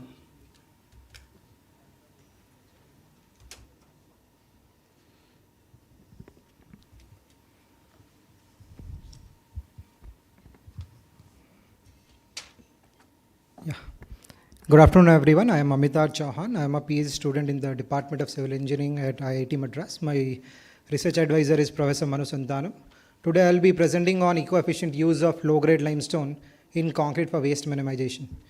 This is the outline of my presentation, starting with the progressing towards the low-grade limestone in blended cements, where I will be talking about the current condition, that is whether cement-grade limestone is a finite resource or not, followed by the field investigation that we did to understand the variability in case of limestone deposit with respect to the various impurities present in that using handled XRF, followed by the impact of low-grade limestone in case of concrete, like the fresh properties, mechanical and transport properties, and some conclusions. So we know that globally different countries allow the use of limestone with respect to 15-35% as part of their different cements. In case of Portland limestone cement, also we can use limestone as a partial replacement in case of LC3 cements. And in some cases, we can use along with other SCMs as well. However, in Indian conditions, most of our cements are focused on composite cements, and slowly we are adopting for PLC and LC3 like discussed in the previous presentations. However, in all the conditions, the quality of limestone needs to be of higher grade. So there is a very critical threshold, and below that we cannot use such limestone. And that brings the low-grade limestone in that condition. In further slides, I'll show you what does low-grade limestone actually is. So the biggest question is cement-grade limestone a finite resource? Because in Indian condition, only 8% of the limestone can be extracted, and rest of the 92% limestone is in eco-sensitive zone. And with the pace we are producing cement in Indian condition, our limestone reserves will be only last next 40 years. So what would happen after that? If we consider globally also, if we consider top 5 cement producing countries, other than US and China, the rest 3 countries will have only limestone mines less than 50 years. So are we really sustainable, and what is the direction we are moving on? So I'm not saying that we need to focus only on one material, but to focus on the locally available material. That will be the focus of my presentation. So here you can see the stockpiles of low-grade limestone near mines. So this is a kind of limestone. You can see it's more platy. So even if you crush it to aggregate size, it cannot be used because it will be more flaky in nature. And this is one of the biggest bottleneck for cement industry because they cannot use it and they're occupying a lot of space. So after discussion with different cement industries, we can say that there is a huge amount of low-grade limestone available, and this can be effectively used in case of Portland limestone cement as a base, not just as an effective cement. And that can be used in case of a popular LC3 cement, like we are working on that as well. And with respect to other composite cements also. This will help us to extend the service life of limestone mines. So that is the biggest focus, like to make sure that we are utilizing natural resources effectively. Like it was discussed in the previous discussion by, I think, Parin. So based on the industry interaction, we have divided limestone into 4 different categories. First one is the cement grade limestone that has calcium oxide content closer to 55%. The other 3 limestones are the low grade limestone. First one is the siliceous limestone that has a silica content greater than 20%. This is in quartz form.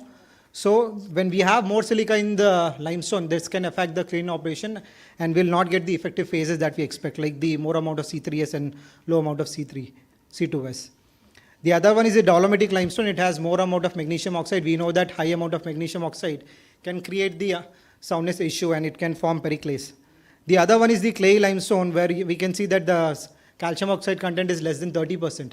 And it has more amount of clay impurities in that, and that can cause the disruptions with respect to the modulus.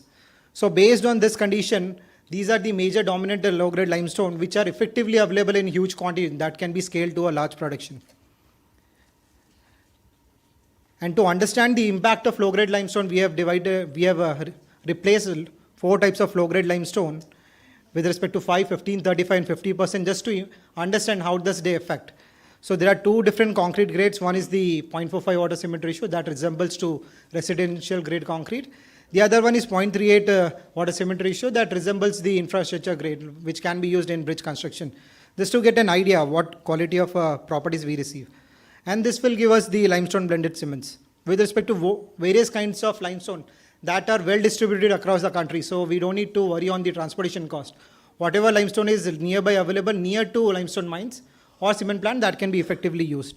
Here we can see that only the clay limestone, it showed a very different behavior with respect to superprecise dosage as well as the slump retention, because clay limestone, we know that clay particles, they are layer structures which are alumina and silicates, and that can absorb the SP as well as water, and it is not a reversible process. So you can see the amount of SP required was close to 3%. This is of solid content, and that was very drastic, high amount of SP required. But we can adopt those changes in the future SP formulations. With respect to other limestone, we can see that there was not much higher amount of SP required, and the target slump was maintained to close to 175 plus or minus 25, and we were able to get that as well. Here we could see that for various replacement, you can see around 25 mixes, where 5%, 15%, 35 and 50% replacement shows that there is a variation in the strength. But till 15%, we were effectively able to get a good quality strength, like close to 80 to 85. With respect to 35% replacement also, where we can reduce the clinker factor close to 0.65, we were able to achieve the target strength, that is close to 30 MPa. With respect to high strength concrete, we can see that there is not much variation in the strength, and it can be effectively used as a structural concrete. With respect to microstructure development and the ionic mobility in such systems, you can see that with respect to surface resistive and bulk resistivity, till 15% replacement, there is not much problem. But of course, as we go down to higher replacement, there is less formation of calcium hydroxide, less CSH formation because of dilution, because limestone is not that reactive, but it can also form slowly the carboaluminates, and that can effectively bound the chlorides in AFM phases. So this clearly shows that till 15%, it can be effectively used for structural performance. With 35%, of course, we need to think about the exposure condition, but strength-wise, it is quite fine, because we always don't need to go for a higher strength. With respect to water transport property, because for any kind of corrosion to happen, water is one of the important parameters. How water permeable your systems are, right? So till 35%, we can see that the water softivity is close to less than 10. Only with 55%, with 50% replacement, there is high amount of water softivity. That could be also seen with respect to correlation between water softivity and water accessible porosity. We can say that as the as the porosity is increasing, the sorptivity increases. But till 35%, it's quite fine. So other than the chloride resistance or the carbonation resistance, it is working quite fine with respect to water transport as well. And that too for different kind of limestone. Even though the clay limestone showed a high amount of SP requirement, still its performance is quite good. Since it is in raw condition, we are not calcining it, the reactivity is quite slow, but we could get a better performance with that as well. Here we can see with respect to the chloride resistance with respect to migration based test, and we can see that till 15% clearly. The migration coefficients are close to OPC, it's near to less than 18. That clearly shows that these kind of systems can be effectively made as a base mix, and it can be effectively used with other SCMs. It can be anything, fly ash, GGBS, calcine clay, or any kind of SCMs that is forming. That's not a problem. But the base mix has to be something that uses a less amount of energy, and that is the whole point of discussion. With respect to carbonation resistance, we can clearly see that as the replacement is increasing, the carbonation coefficient is increasing. That is expected, right? Less amount of calcium hydroxide forming and less amount of buffer is there. But till 15%, even with 35%, carbonation resistance is quite good. So this can be effectively used in case of interior structural performance, where there are not much problems of carbonation. Only in case of coastal area, there can be an issue. So that clearly shows that even with 35%, because we always say that 15% replacement, and India being a developing nation, we are using a lot of concrete. And just like US and Europe, they are using from last 3 decades, and their market share is also greater than 30% for PLC. And with respect to limestone-based system, it is more than 50%. To conclude, we can effectively use low-grade limestone. It can have different impurities, still it is not affecting the performance of the concrete. Until 15%, a very good structural performance can be achieved.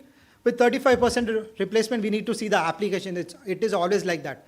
The base mix should not be always OPC, it should be always the application. With 50% replacement, we can have a lower clinker factor that is close to 0.5, just like we have in LC3. LC3 gives us better durability. Here we are looking for the application, just like a flooring or such kind of application. It need not be the OPC always. Thank you for your attention. A very good presentation, in fact, and it's on low-focused material like one of the earlier presentations. Yeah. Thank you for the presentation. Any questions? Quick questions, 1 or 2? Yes, please.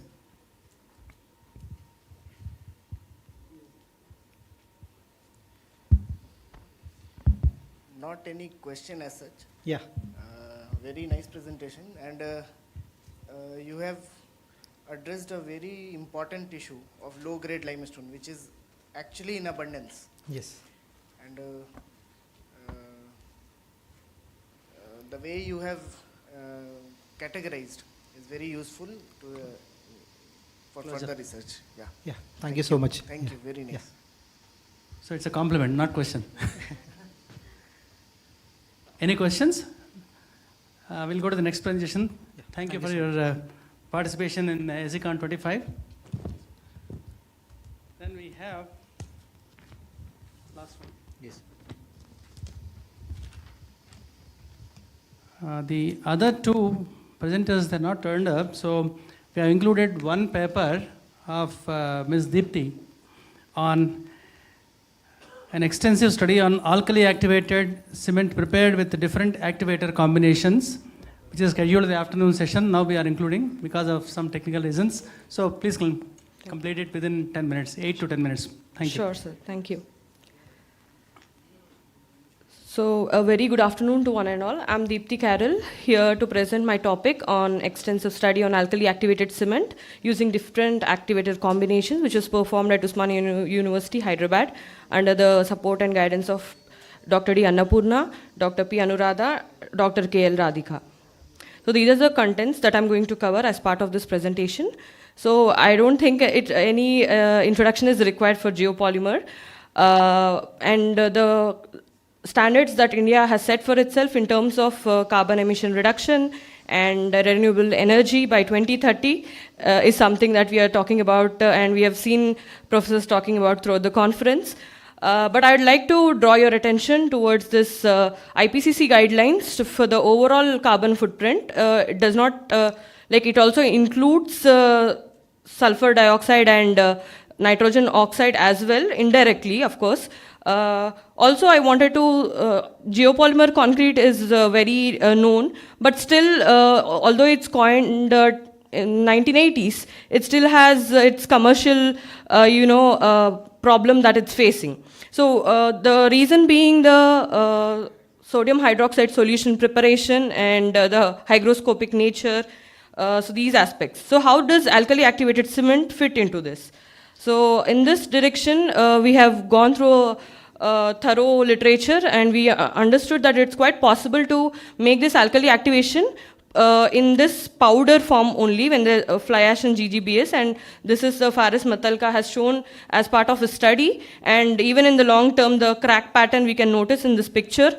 And of course he was able to discuss regarding the weight replacement of the sodium hydroxide or silicate that can be used alkali activators. And then Maxim Kautam, he was able to show the ball milling criteria, which is very important in this aspect. And then Nailia Rakimova, the author was able to show that GGBS and fly ash ratio is 70 to 30 is good enough. The problem formulation in this study for alkali activated cement, it's quite clear that using fly ash and GGBS in presence of activator and making it go into a ball mill and getting it milled can actually, we can get an alkali activated cement. But then optimization is something that is the criteria important one. So the wet and dry process of OPC is well known, but in terms of geopolymer concrete, we know the process, nothing but alkali solution that we use. But in terms of dry process, alkali activated cement is something that can be an advantage. And here we are talking about the weight replacement, as we have seen in the literature. And also the dissolution can be replaced with mechanochemical synthesis, that is the steel ball milling, which couple of co-students have already discussed. So on this basis, my objectives were set to perform different tests in terms of physical and chemical and mineralogical aspects, and to study the age effect. And then, of course, how does it work as a concrete? So in this methodology, the first phase of investigation, I've gone with 2 GGBS and fly ash percentages. Although the literature has given 70 to 30 being very ideal through most of the literature, but I wanted to try, because GGBS and fly ash, as the source varies, the compatibility with these alkali activators would vary, and here we are talking about a dry mix. So in a powder form, how it would react. So in that we went ahead, and we have seen that the 90 to 10% ratio was not so good. And we can see in mixes 5 to 9 that it performed better. Although we can see that the fineness was very less. Just a second.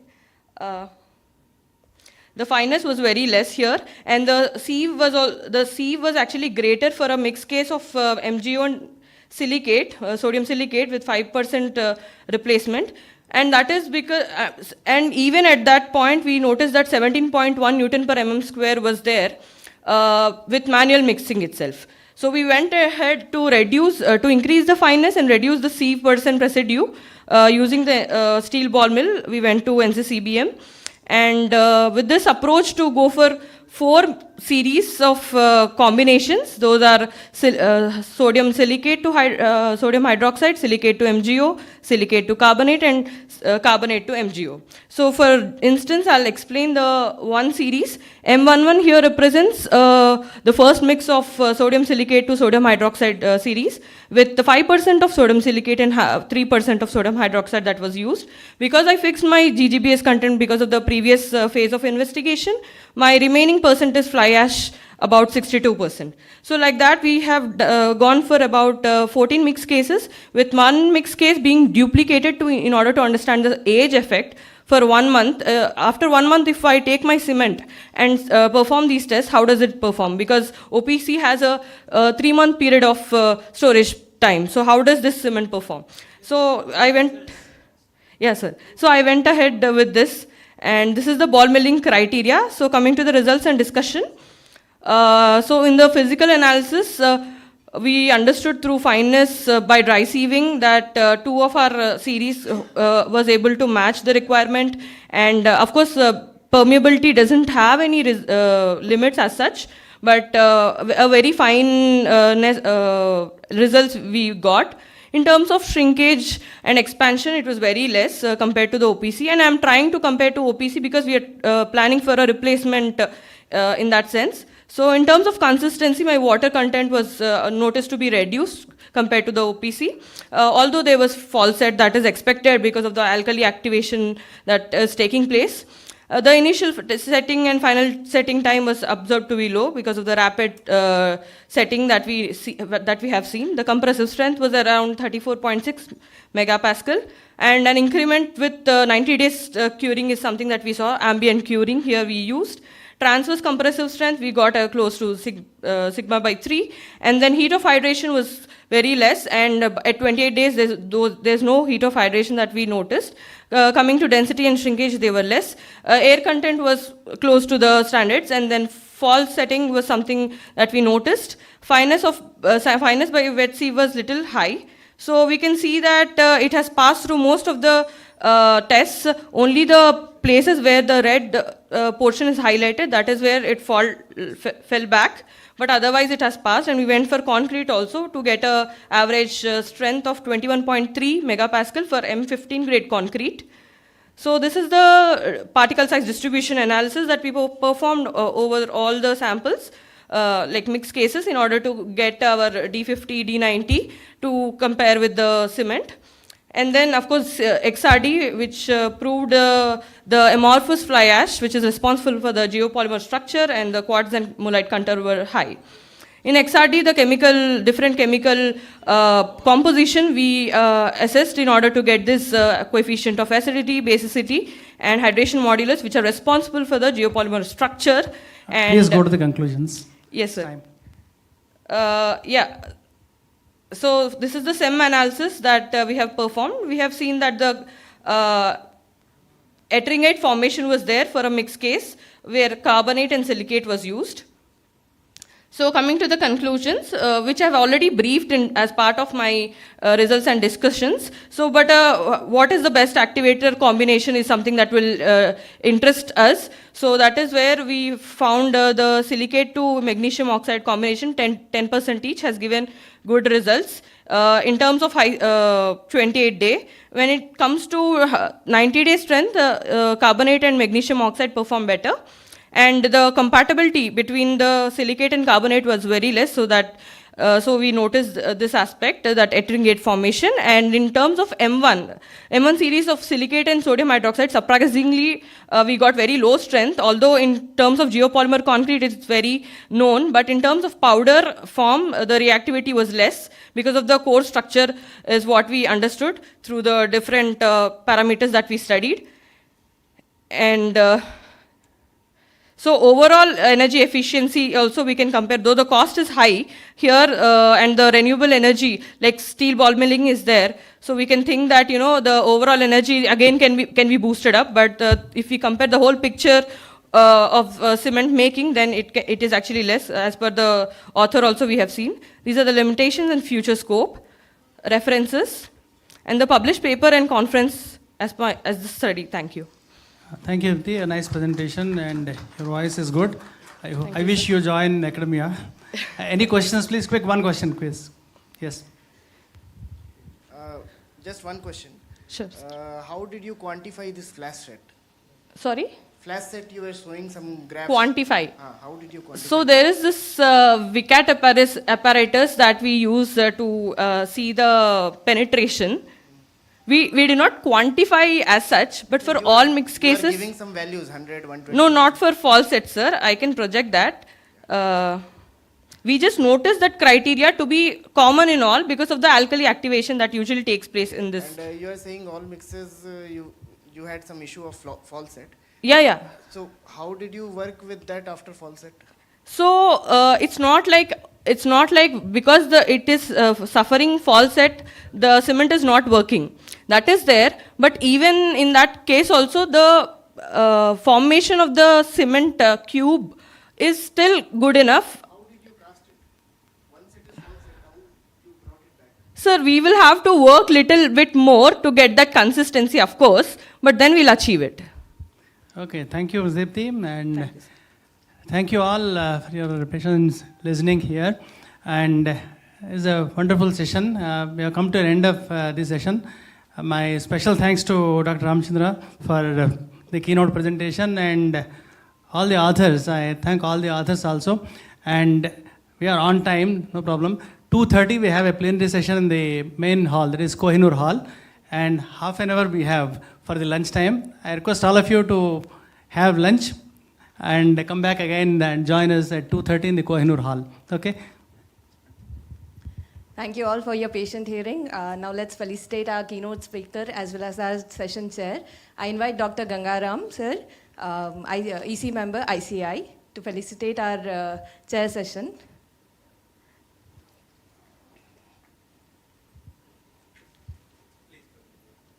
May I request Kavana sir join us and Ramchandra sir also. Because we are felicitating ourselves means it looks odd.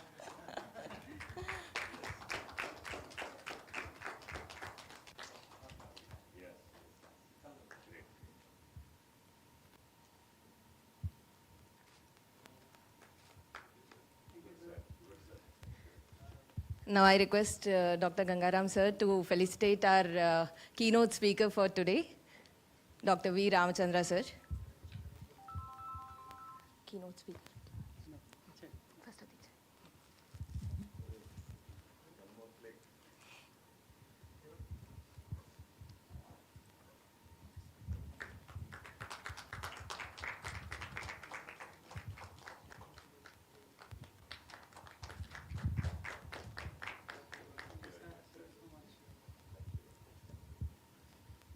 Thank you all. We can break out for lunch right now and we can join for the plenary session at 2:30 in the Kohinoor Hall. Thank you all.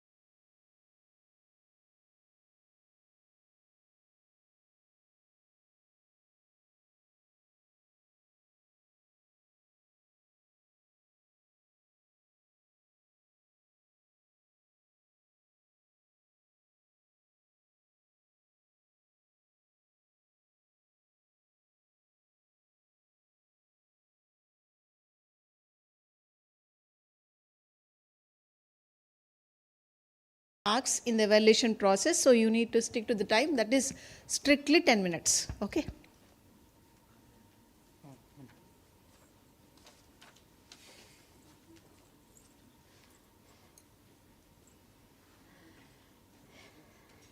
Sri Gurubhyo Namaha. Good afternoon, one and all. First of all, I thank ACECON for selecting my paper. My paper is on studies on influence of size effect on geopolymer, self-compacting concrete, the size effect on strength, and the paper have 3 generations. That is Dr. K. Srinivas Rao, my guide. From him I learned the research. Now I am doing the research, and my research is continued with my students Uday Kiran and Mansuri. Coming to geopolymer concrete, all of you know that urbanization is increasing and infrastructural requirement is also increasing, and we are constructing structures with concrete where concrete is the main construction material. It uses cement, and cement leaves footprint, carbon footprint, as well as it is energy consuming. So there should be an alternative material which saves our environment for future generations. In this view, research is taking a point using geopolymer concrete where you utilize 100% fly ash, which is again posing problems for dumping in a dumping yards. We are using that concrete here, which is one more advantage, and geopolymer is a zero carbon footprint concrete. It saves a lot of energy. And one more thing is self-compacting concrete is a noise-free concrete where vibration, it vibrates by itself. So this is also added advantage. So my present work is on geopolymer self-compacting concrete, which is pollution free, as well as when the size, we in the laboratory will be having small size specimens. If the size of the specimen increase, what is the strength and how it varies when compared to the conventional concrete, the reliability of size effect. And very little research has been done. Actually, Suji Lisi or 2 more papers, they studied on the size effect as well as shape effect of geopolymer concrete. Now, and one more thing I want to put before you, geopolymer concrete, previously it used to be generated by heat curing. Practically it is impossible, but these days ambient curing of geopolymer concrete is coming into picture, which helps the constructors, contractors to use this concrete into field. That's why I have taken this project, but this is the project dealt with heat curing only. The extension of this project also I have, but I did not present here. Now the materials used for conventional concrete is cement, PPC cement, fly ash based, based on 1987 code, and my fine aggregate and coarse aggregate are as per IS 383, and my fine aggregate is zone 3 sand. Then the specific gravity of cement is 3.05 in my studies, whereas the specific gravity of coarse and fine aggregate is 2.62 and 2.71. This is a conventional concrete which I have taken. Coming to geopolymer concrete, in addition to these ingredients, I have sodium hydroxide, which is 12 molar, and sodium silicate. Extra water is added for its preparation. We have tried the solution is SP 430, but it did not work, and we shifted our superplaster to MKY Armet, which worked well for flowability of self-compacting concrete.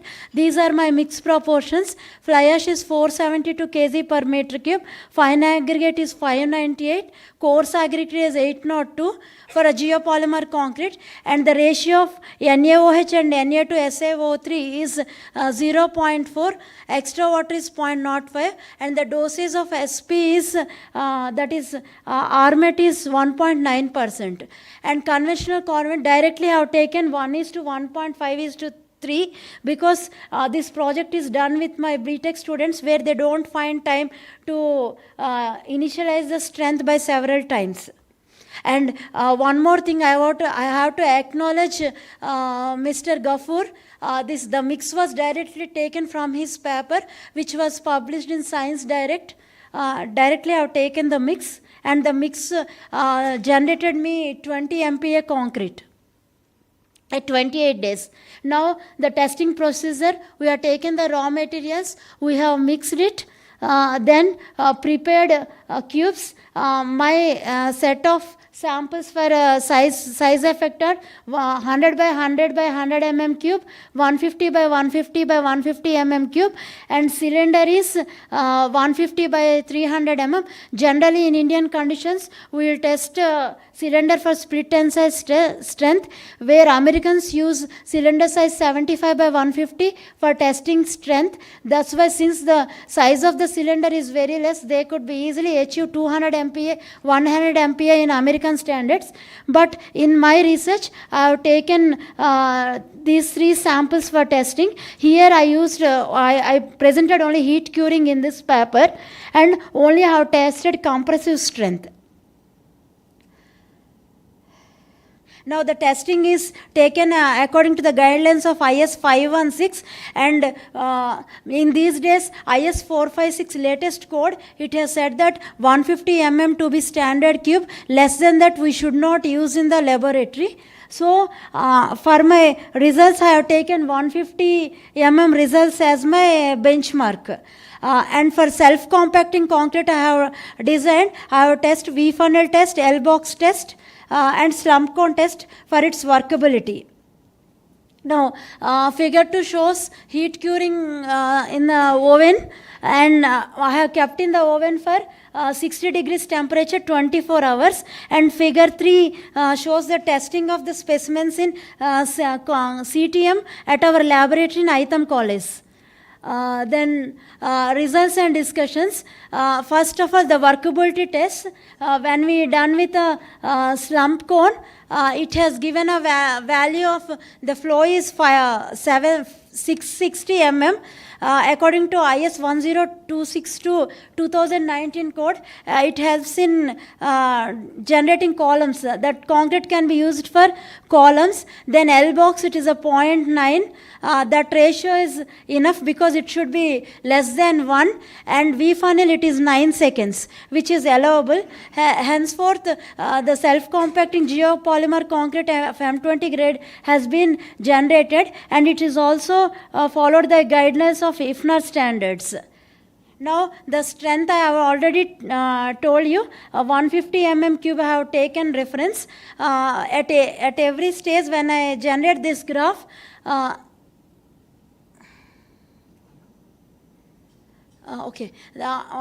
strength of any is by 150 mm is 28 days 150 mm is my denominator, while my numerator is any strength. That is how I have calculated my ratio. Now the ages of my consideration are 7 and 28 days. If you look at the blue line is geopolymer concrete, it is better than the red line, which is my conventional concrete. If you take the size effect, the first point is 100 mm cube. It is performing much higher when compared to 150 mm cube and 150 by 300 mm cylinder. One more point I have observed is geopolymer concrete is giving higher strengths when compared to OPC concrete, and the strength of geopolymer concrete is between 0.9 to 0.8. But the ratio of normal concrete is only just 0.75, the maximum. That is about 7 days.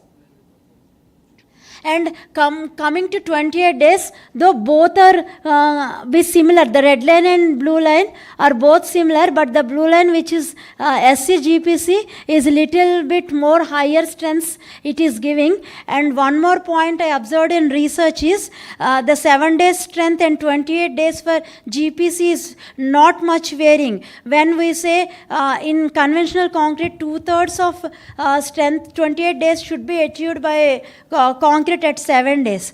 I don't know, I'm new to research, but batch by batch I'm getting the same result. Whether if someone can suggest me, I can modify something.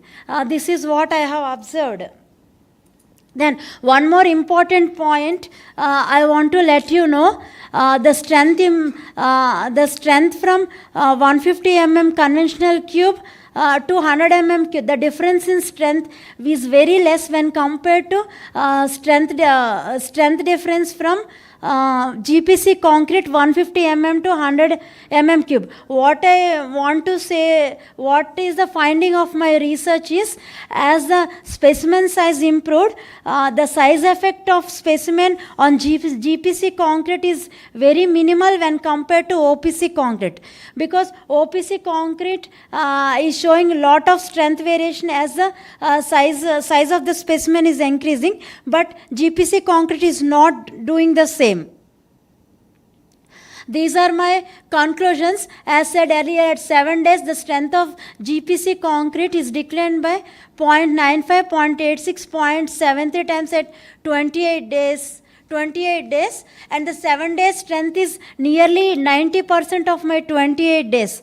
That is what my doubt, why it is getting, I don't know. And so finally I conclude my thesis saying that the size effect of the size effect on GPC concrete is very minimal when compared to the OPC concrete.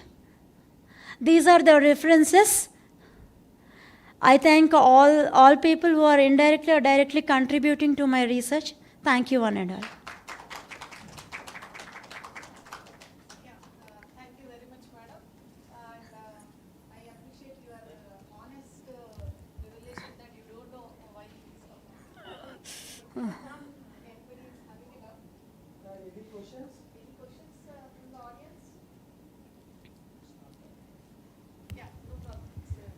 Yeah. Yes. I have one question. Basic question, not very. Yeah. Like it is a kind of a proven technique, like that size effect will be generally will be there when you are going to test whether it is a 50 by 50, 100 by 100, or 150 by 100. What is the novelty that you are going to do? No, actually I want to understand, my conventional concrete is having some size effect. Whether geopolymer concrete is the same size effect or any change. Now my thesis proved that using GPC we can have better strengths. Our in laboratory we will be having 150 mm specimen, but practically 3 meter beam we will be casting. So it is a conventional concrete more strength loss when compared to GPC. So we can GPC can be used happily compared to CC. That is what the finding in my research. A simple small suggestion from my side. Okay, definitely. Whether it is a geopolymer or normal concrete or any material, if you take, the size effect will be there. Okay. Only the difference that you might be seeing, because you cannot compare apples to oranges. Okay. So what, like OPC is completely different chemistry and geopolymer is completely different chemistry. Okay. So you should not compare both the things. Yeah, the geometry effect will be there, whatever the material you are taking, because the way we are loading and all, there comes this L/D ratios and the wedge effects and everything is going to come. Okay. Just repeat it. Okay. Thank you.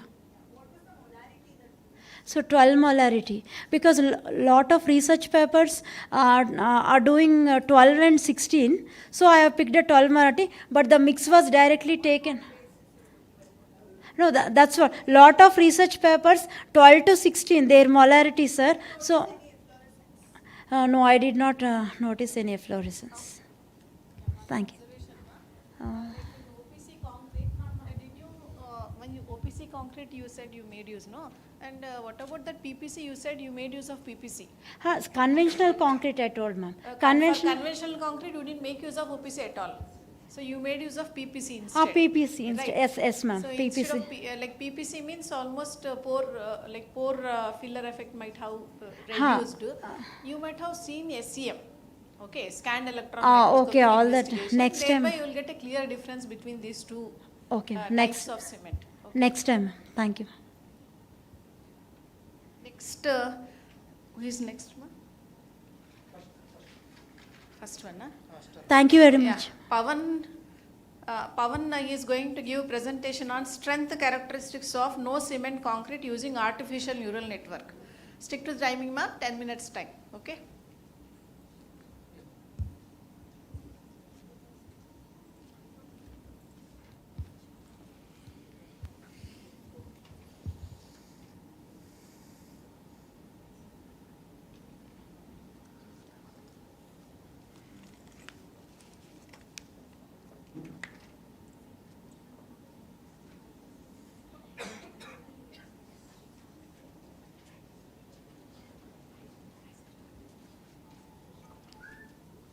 Good morning, ma'am. Sir, good afternoon, ma'am. Good afternoon, everyone.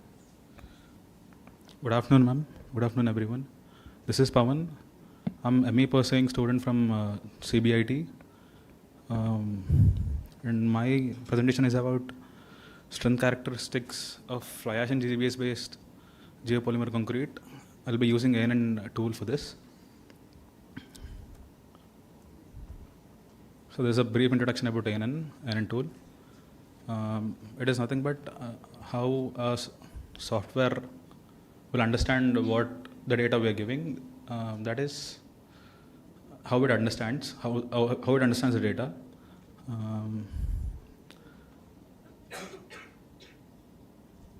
So basically, I've worked on regression technique previously in my UG level. There, my peer group, we actually worked on different techniques. Among the papers which I've read, I've got to know that artificial neural networking is a good technique for prediction analysis. So I've chosen this technique for my ME study. So basically, it has 3 levels of data training. First is training, then is testing, and third one is implementation. This is some brief information about fly ash based geopolymer concrete. So why we are using geopolymer is because it is an emission from industries. It's a waste material, so we can be utilizing it in constructions. It will be helpful for nature directly or indirectly. So why I've chosen fly ash and GBS is because of the data availability in abundance. My guide, Dr. G. Mallikarjuna Rao sir, he actually worked on this combination. So I've been using MATLAB for this. So for this, I'll be giving a data set for training. It will be 70% of the data which I'll be taking from previous literature papers. So these papers I've mostly gone through my guide's papers and some other papers also. So based on his study, I've fixed few parameters like molarity and all. I'll be saying in the few more slides. Coming to the literature review, first paper, it's almost the same, but the thing is, he did not validate. He predicted the value, but he assumed he have taken one average value of compressive strength for concrete, and then he gave that the value which he predicted, it comes in that range. So he said this model is okay, like 99.8% value. What basically this NN value gives is, it is dependent on R value and RMSE values. So the value which he got was 19.8. So with that value, he assumed that his study was validated. And then coming to the second thing, he did the same thing for 28 and 90 days compressive strength. The third thing, he varied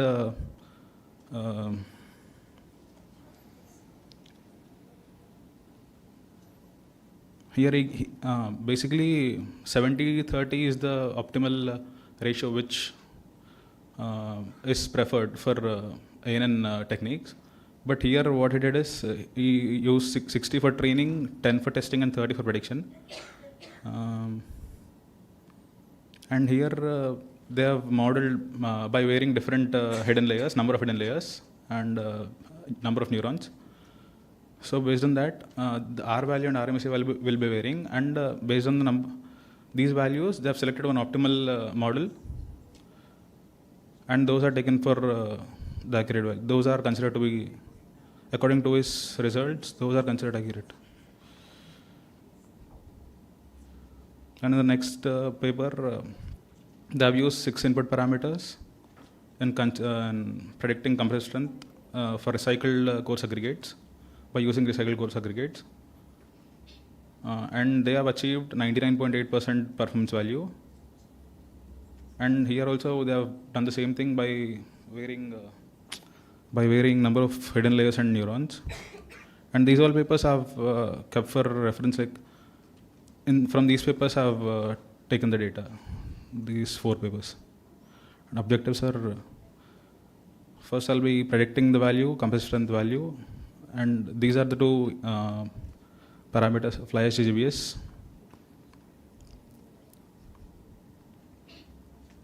And second thing, after predicting, I'll be comparing it with the manual lab test value.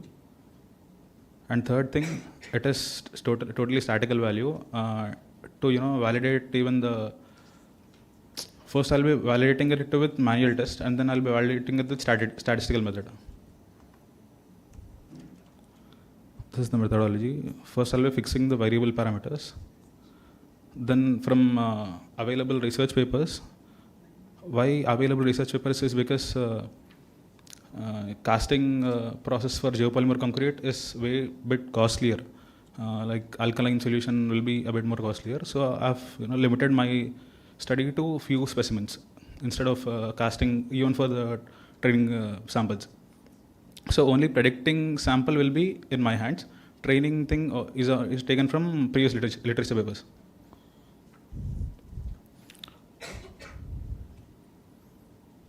This is the methodology which I followed. My input parameters are fly ash and GGBS ratios. I mean in terms of weights. Second one is alkaline solution content. Molarity of NaOH. This is varying between 4 and 8 molar. I have not used 12 or 16 molar. And fourth one is this ratio of sodium silicate and hydroxide. This is 2.5 constant, kept constant throughout the project. And fifth one is curing, ambient or oven curing, fine aggregate and coarse aggregate. Output parameter is constant, compressed strength. That is taken for 7 days and 28 days, 2 days. I've added software procedure for this. I've used 2018B version of MATLAB, which was available in our college lab. So there's a tool called NN tool in MATLAB, which will be very useful for predictive analysis. So you just have to create a sample data set, just drag it into the MATLAB, then it starts analyzing it. You have to go through all the steps.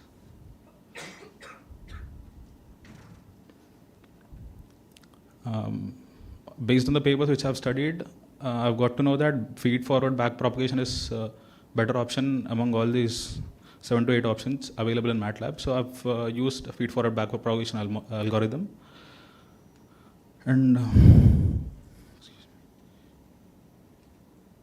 this is actually the result which you'll be getting.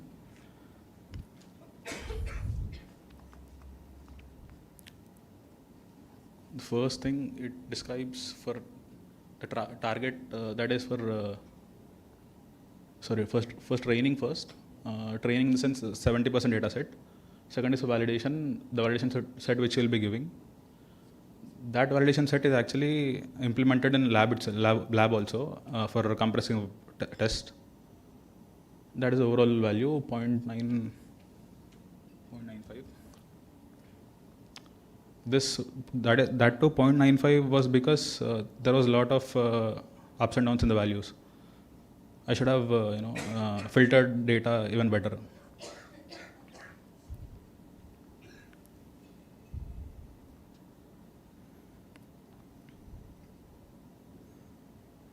Overall procedure I've mentioned here, ma'am.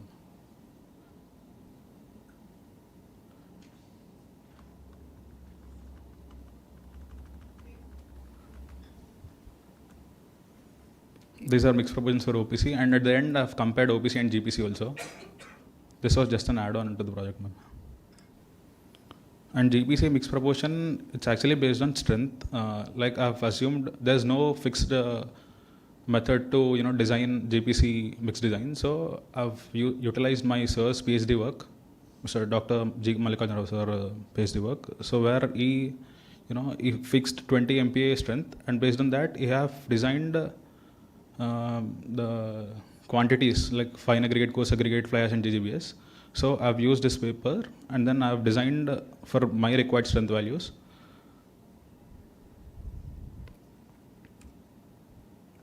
These are the materials which I've used: silicate, hydroxide, and plasticizer.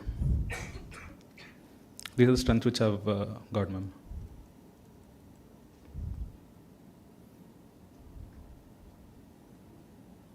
This is the graphical representation.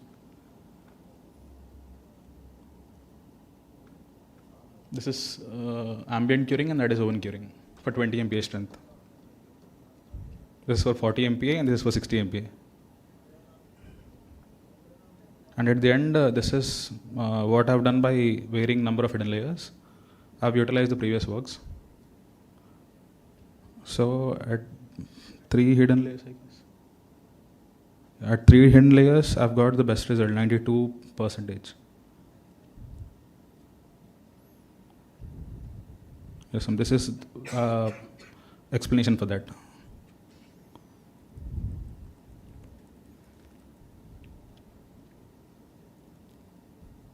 Expected values and strength values which I've got. First two are predicted values. First two are predicted and those two are from lab test values. This is statistical process at the end.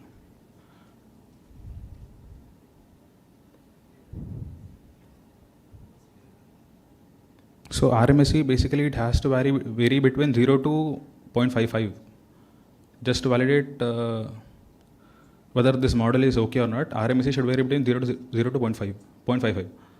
So as part of my calculations it is around 0.22, which I'll say it's okay.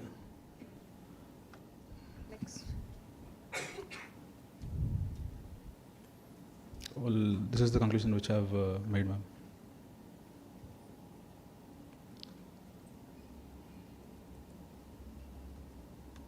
Okay, finished. Pavan, before asking audience, I have a doubt. How you have given weightages to the input parameters? Weightage I did not give anything. You didn't give any weightage? No, because normally geopolymer concrete is dependent on n number of parameters. Yes, compared with respect to normal concrete. Okay, let us say fly ash addition or GGBS addition and sodium hydroxide concentration, sodium silicate to sodium hydroxide ratio. All the parameters have its own role to play in compressive strength of geopolymer concrete. Yes, ma'am. So that is the reason you should understand first the role of each and every individual ordinate, and you should give that weightages. Then you will get a correct correlation. Okay, you said you didn't segregate the input parameters clearly. You submitted your thesis? Yes, ma'am. You submitted already. Okay. Any audience is having any doubt?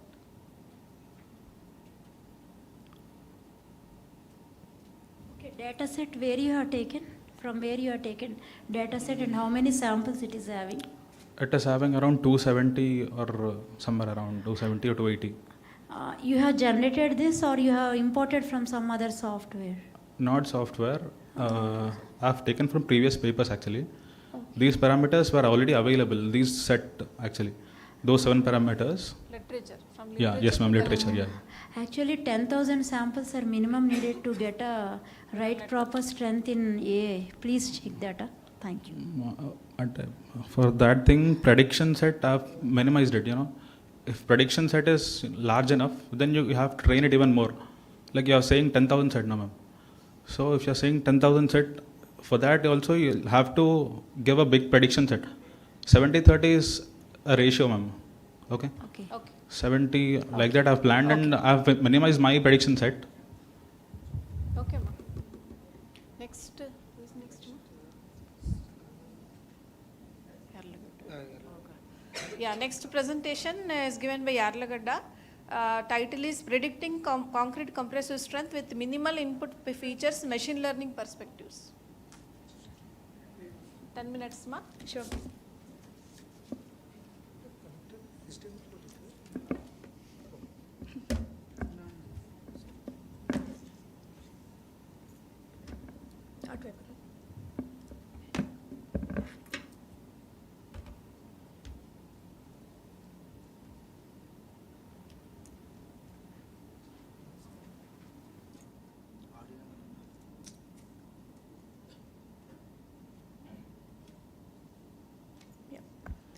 Good evening, one and all. My name is Hemasrita Yarlagadda. I have written the paper titled Predicting Concrete Compressive Strength with Minimal Input Features using ML technique. So it's an ML perspective from my end. Giving a short introduction of myself, I am a BTech graduate from Artificial Intelligence. So I have more like a minimal introduction or grasp of concepts in civil techniques.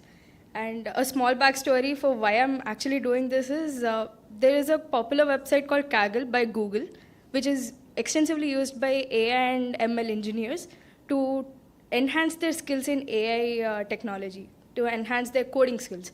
So this data set I have come across in in that website, which intrigued me in making this paper. So I won't delay this much. So coming to introduction, Mahindra University, ma'am. Yes. Yeah.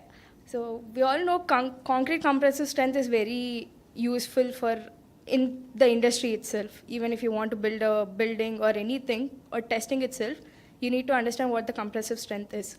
So that is the main backdrop of this paper entirely.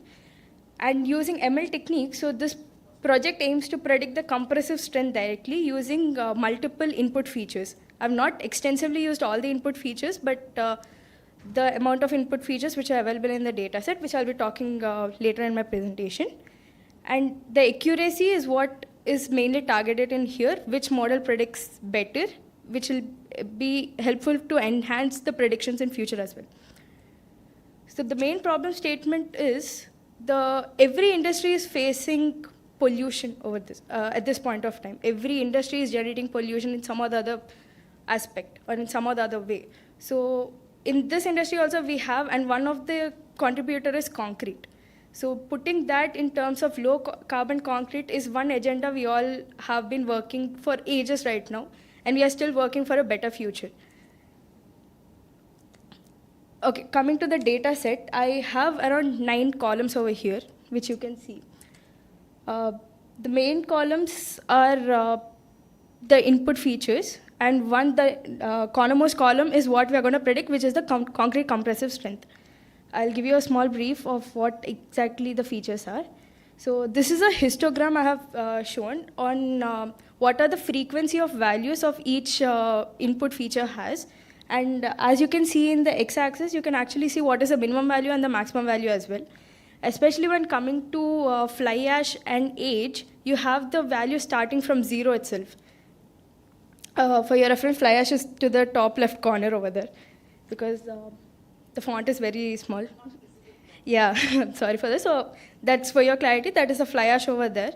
You can see the most number of rows or the input features we have taken have 0 fly ash added into that concrete mixture. So I'll explain why I have emphasized on fly ash over here. ML techniques is what is the main backdrop of this paper. So the initial stage starts from pre-processing of data. The data is not always continuous or very consistent. There are missing errors or invalid numbers which we often find. There are missing values mainly. So if we clear out that data, it will be easy for us to predict. So it won't be any discrepancy in the final results, is what we always been taught in AI and ML, in fact CS students. That is the first step for any ML technique. Coming to next step is the correlation of features for feature selection. Correlation of features can be seen over here. This is a matrix which actually tells you how each feature is correlated with one another. This has all 9 columns over there. So even you see column wise or row wise, you will actually find it similar, because the top pyramid is same as the bottom pyramid. So you can refer any which ways. So this means, just to explain, to make you understand, cement and concrete strength have the correlation of the top right corner matrix. So that is around 0.5. So that is a higher regard, to be honest. You can actually correlate with the heat map which is there on the side that will indicate how well each feature is correlated with one another. And for a small brief understanding of you, I have created another matrix on the side which will tell you what is the correlation strength. Here positive values refer direct correlation and the negative values refer the inverse correlation. That is inverse proportionality, to be honest.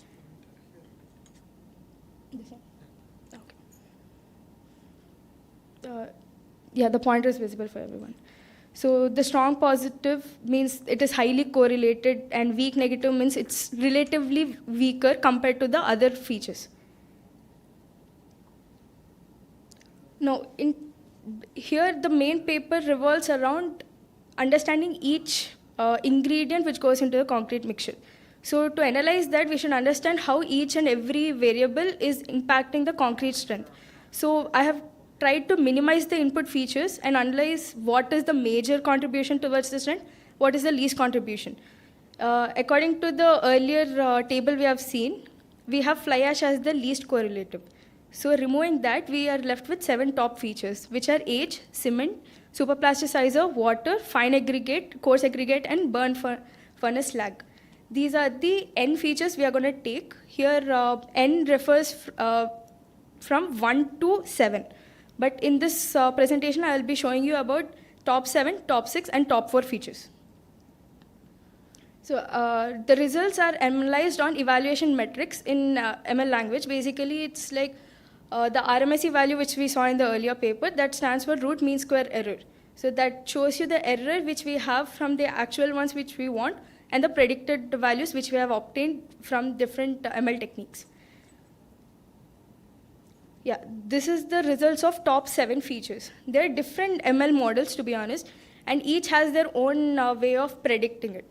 So for your understanding, why I have highlighted one random forest values is mean absolute error, which is MAE, mean square error, which is MSE, and root mean square error, which is RMSE, are supposed to be very low. That means you are very close to your actual requirements than compared to others.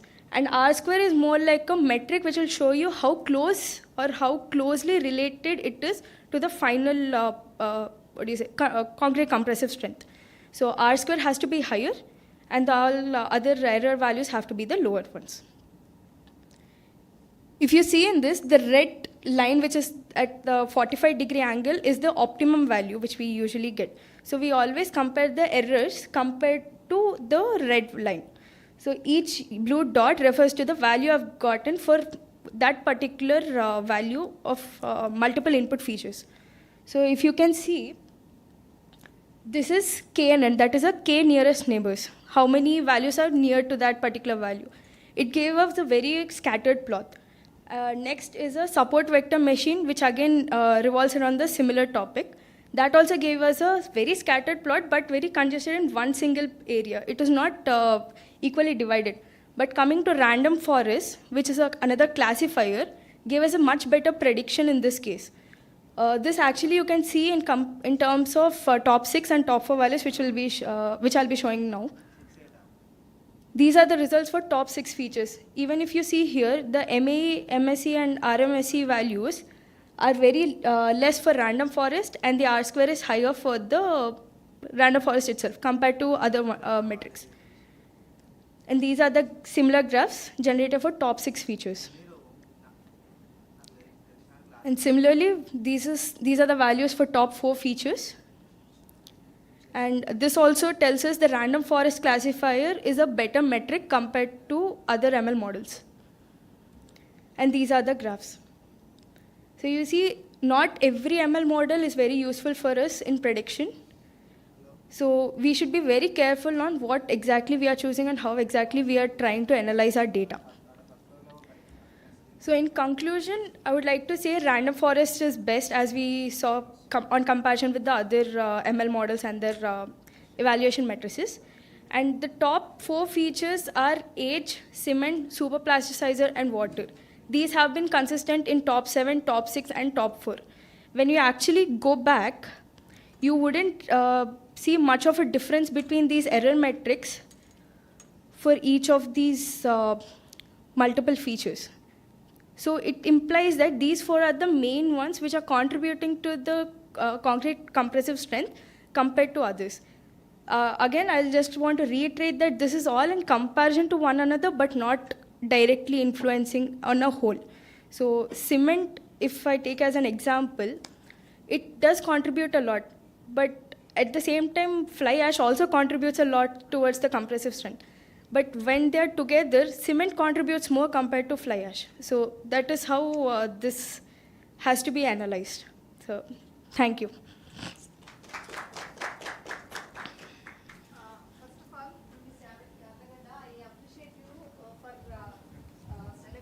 Topic in concrete, in spite of you in AI mode. Okay. Yes.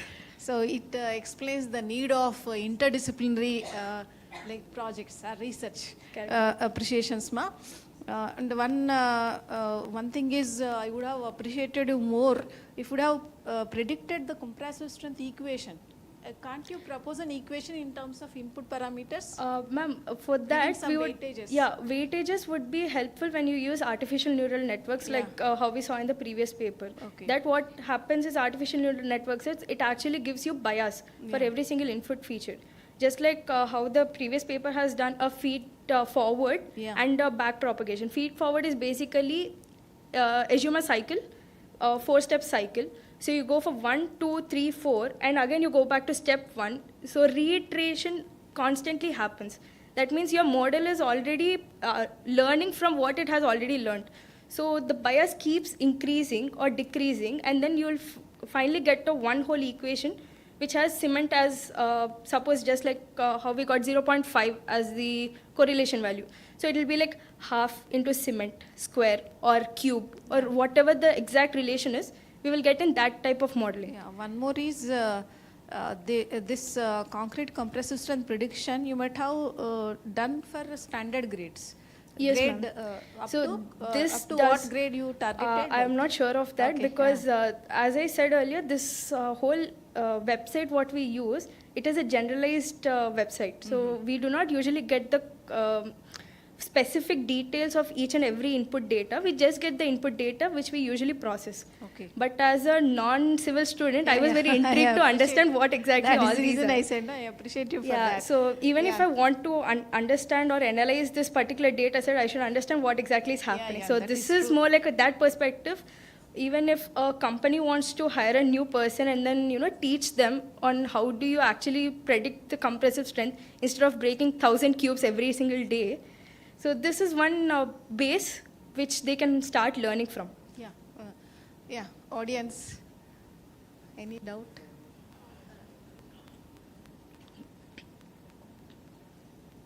See, how you calculated RMS, EMS, it is a programming base or a formula base? It is always formula based, ma'am. You have used the basic Yes. formulas? Yes, Okay. ma'am. Yeah. Thanks, ma. Very interesting work. Thank you, sir. If you are going to continue, I think what would be more interesting and we can learn is the prediction of durability. Quite often it is assumed that compressive strength is related to durability, but in fact it's not. It is not, right, sir. So it would be good, like you showed, the first 4 factors related to compressive strength. It's very likely that those 4 are also related to durability. But to connect, Yes, we would actually compressed require strength, a... yeah, that would be really very Yes, sir. useful to Yes, the sir. Sure. industry. Yes, sir. I guess companies which have access to a lot of data sets like this, who usually do a lot of working on the compressive strength, they can actually collaborate with school students or college students to understand what they are doing, and it'll actually be beneficial for the college students as well. They get market exposure. You're from which year, ma? I have recently graduated, ma'am. Oh, graduated, okay. Good. Just like a question. Like, it's a good work. And just I want to know, like, are you planning to continue this work? Because whatever you have presented is like an individual. Like how cement content is affecting, fly ash is affecting. Yes. What will be the case when you are having a combination of all of these? Are you planning to continue that, or you have done on that? No, sir, I haven't done yet. I plan on increasing this because there is a lot of scope. This, as I said earlier, this is not a specific data set. After seeing multiple presentations, I understood that there are multiple types of cement which are using, and there is a lot of nanotechnology which is being introduced into this whole cement kind of manufacturing. So having data set on individual types of cement also will matter, and increasing the number of input features, even though it will increase the bias in terms of AI, but that would be a more impactful paper which I'll work forward for. Good, ma. Yes, sir. The co-author is my professor from Mahindra University, Mr. Jayaprakash Memori. Yes, sir. Good. Yeah. Next. Thank you. Rahul, Nagendra. Last? Yeah. The last presentation of today's session from Nagendra Ramaswamy, and he is going to deliver a talk on testing of materials for quality assurance.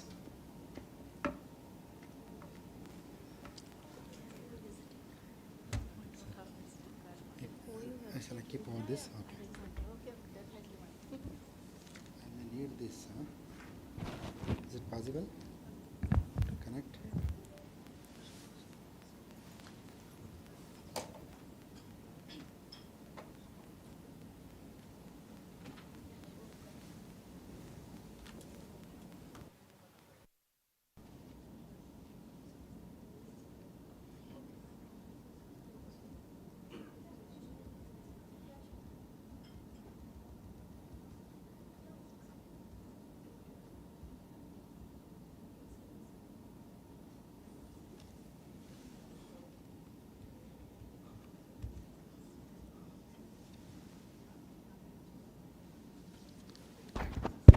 Good evening. In fact, when I gave this paper, I was not expecting a presentation I will be required to make, but still, it's happy to listening to all these students who have done their work. So I wanted to point out only on one aspect, the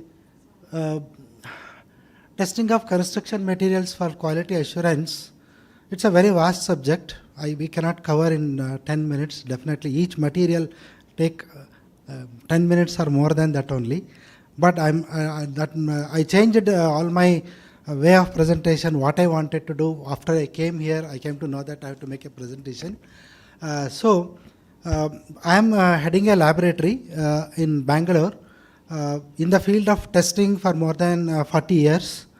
With that background, I would like to stress upon for the students, this testing is a very serious business. Testing of material or quality assurance is a serious business when it comes to acceptance or rejecting a particular material at sites, construction sites.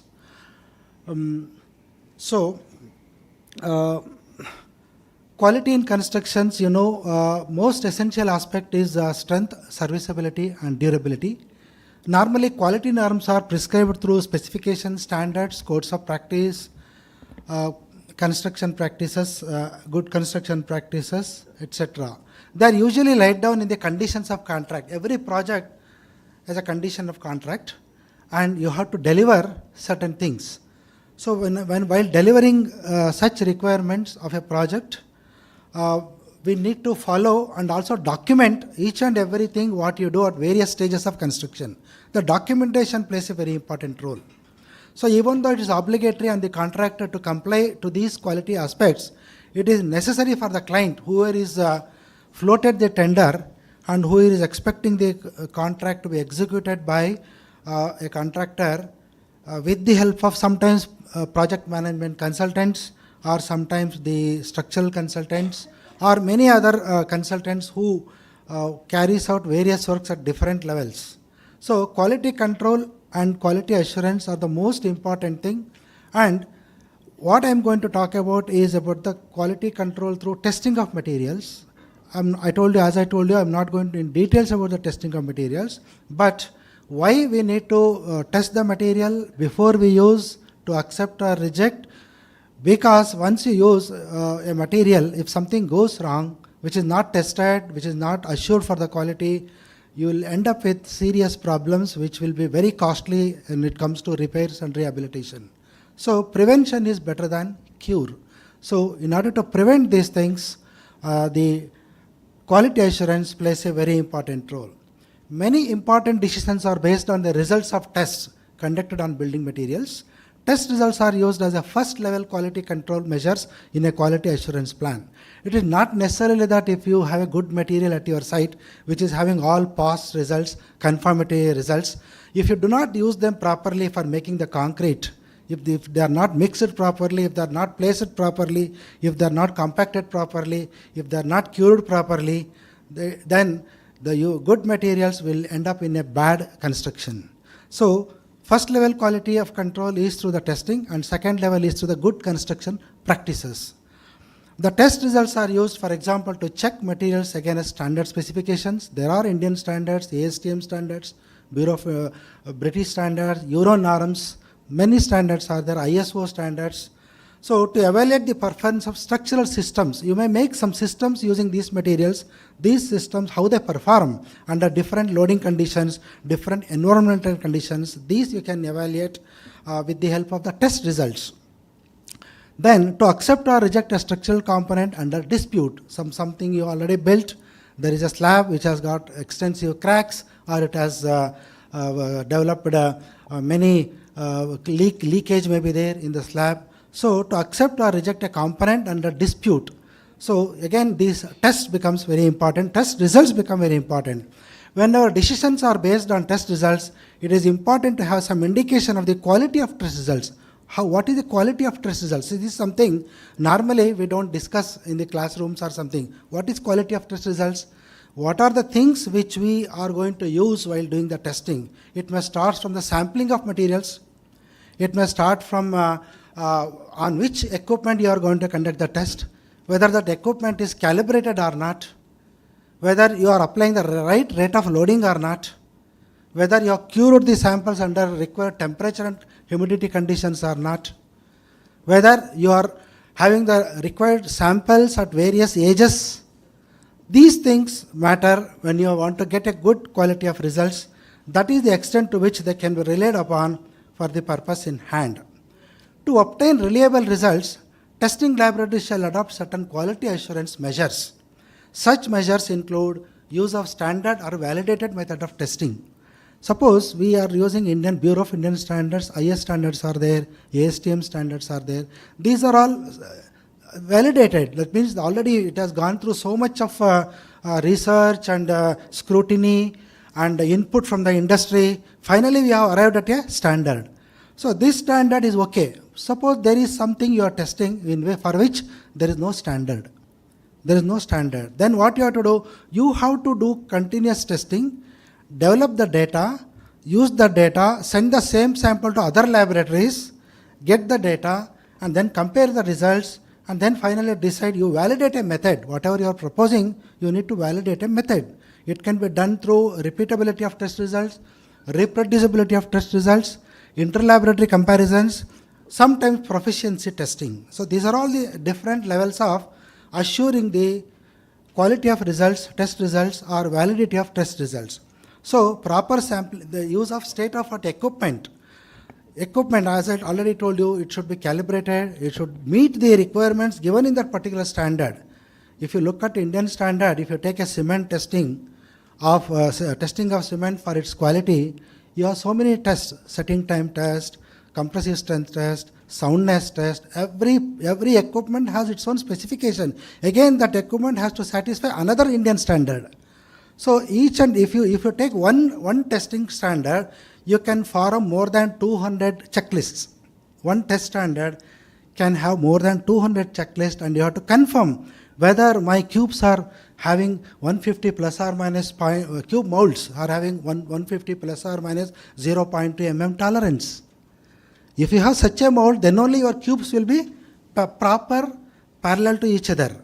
So these things matter. State-of-art equipment, it can be sample preparation equipment, it can be testing equipment. Then proper sampling plan. How many numbers of material, or how much sample you are taking. For example, if you are testing a steel, for every 25 tons of steel, one sample is taken. Every consignment of steel come to the site, one sample is taken. Similarly, for cubes, for every 50 cubic meter of ready-mix concrete supply, you will take one sample. What is meant by one sample? 6 cubes. Why 6 cubes? 3 for 7 days, 3 for 28 days. Like this, sampling plan plays a very important role. Sample techniques. So, an accredited laboratory, as per ISO 17025:2017, is a first step towards achieving reliable test results for construction materials. So, who accredits testing laboratories in India?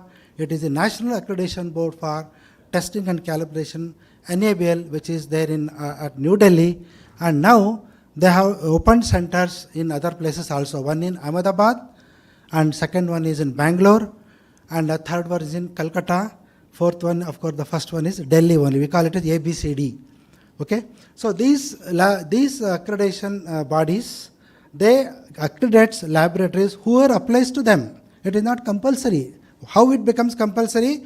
I told you about tender. In every contract, tender documents are there. Tender document says all the materials used in the construction site shall be tested from an enabled accredited laboratory. This line will be there. That will make the laboratories to make it compulsory to go for accreditation.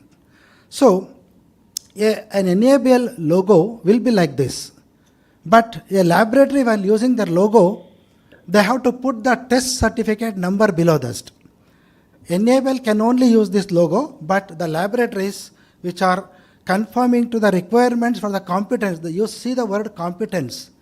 The ISO 17025:2017 tells you whether the laboratory is competent enough or not, whether it is competent to meet the management requirements, whether it is competent to meet the technical requirements. So these are the things which are laid down in various classes of 17025:2017. Class number 4, 5, 6, 7 and 8. So these are the 4 classes are there, 5 classes total, 4, 5, 6, 7 and 8. 4 is general, 5 is also structural requirements, 4 is confidentiality and impartiality, 5 is structural requirements, 6 is resource requirements, 7 is process requirements, and 8 is management requirements. Like this, if you are interested, once you complete your studies, when you go to a company and join a company, civil engineering construction company, and that too, if you become a quality control engineer, these things are very important for you. You need to get your materials tested from an enabled accredited laboratory in order to get reliable results. So the main objective of ISO is technical competence and reliability of analytical results. Uses both management requirements and technical requirements that affect the improvement of the quality of the work carried out in the laboratory. I am talking about the laboratory's preparedness to give the reliable results. So many industries are testing to get the unbiased assessments of their products. Testing can cover anything from quality and conformance to safety and calibration. Calibration, there are laboratories which do only calibration. Your equipments which are there in your laboratory will be calibrated by a accredited calibration laboratories. They will come and calibrate your equipment. They will give you measurement uncertainty for your equipment. So a result, whatever is given from your laboratory, will have so many measurement uncertainties. You take only one example of finding out the compressive strength of concrete cube. You all used compressive strength of concrete cube. Compressive strength, when you are casting the cube, I told you cube mold should be 150 plus or minus 0.2. Some uncertainty comes there. Okay?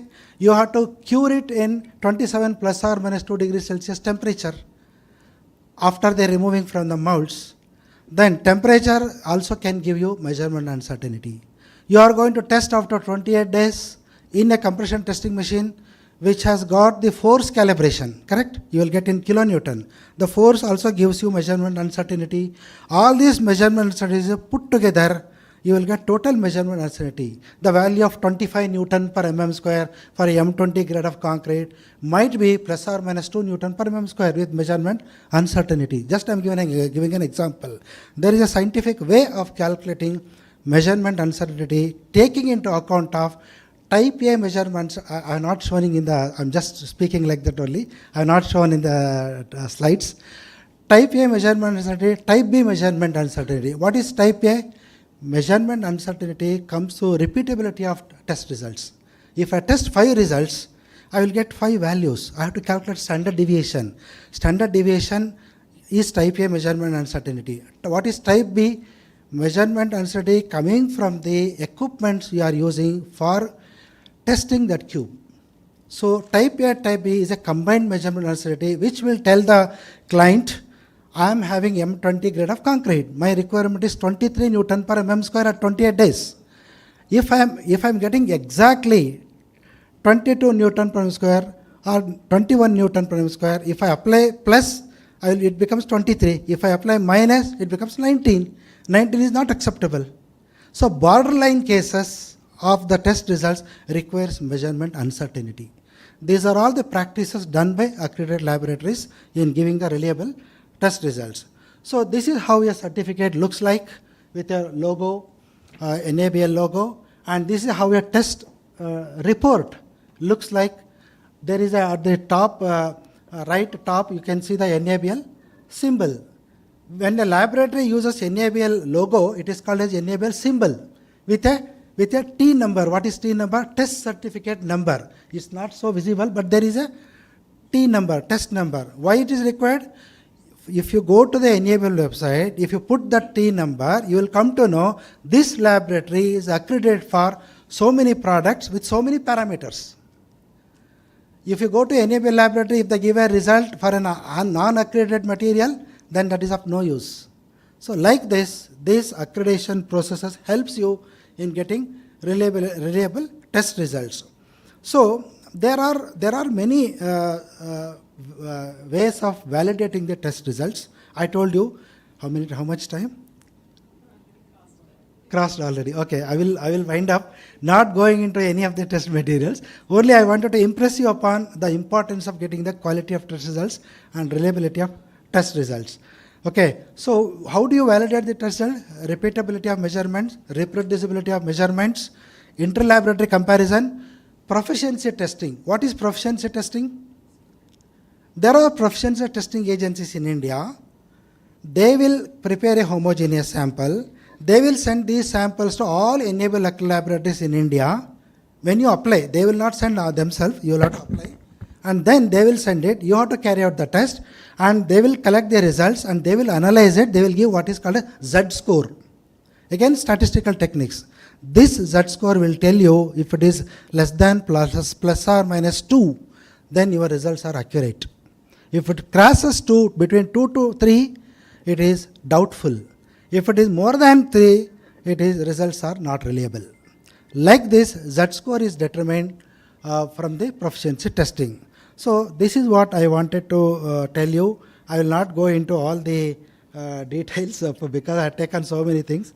Let me not talk about all these materials because I told you if you want to test the cement in a testing laboratory, you should maintain 27 plus or minus 2 degree Celsius temperature and humidity should be 65%, minimum 65%. So if these things are there, then only your cement test results are reliable.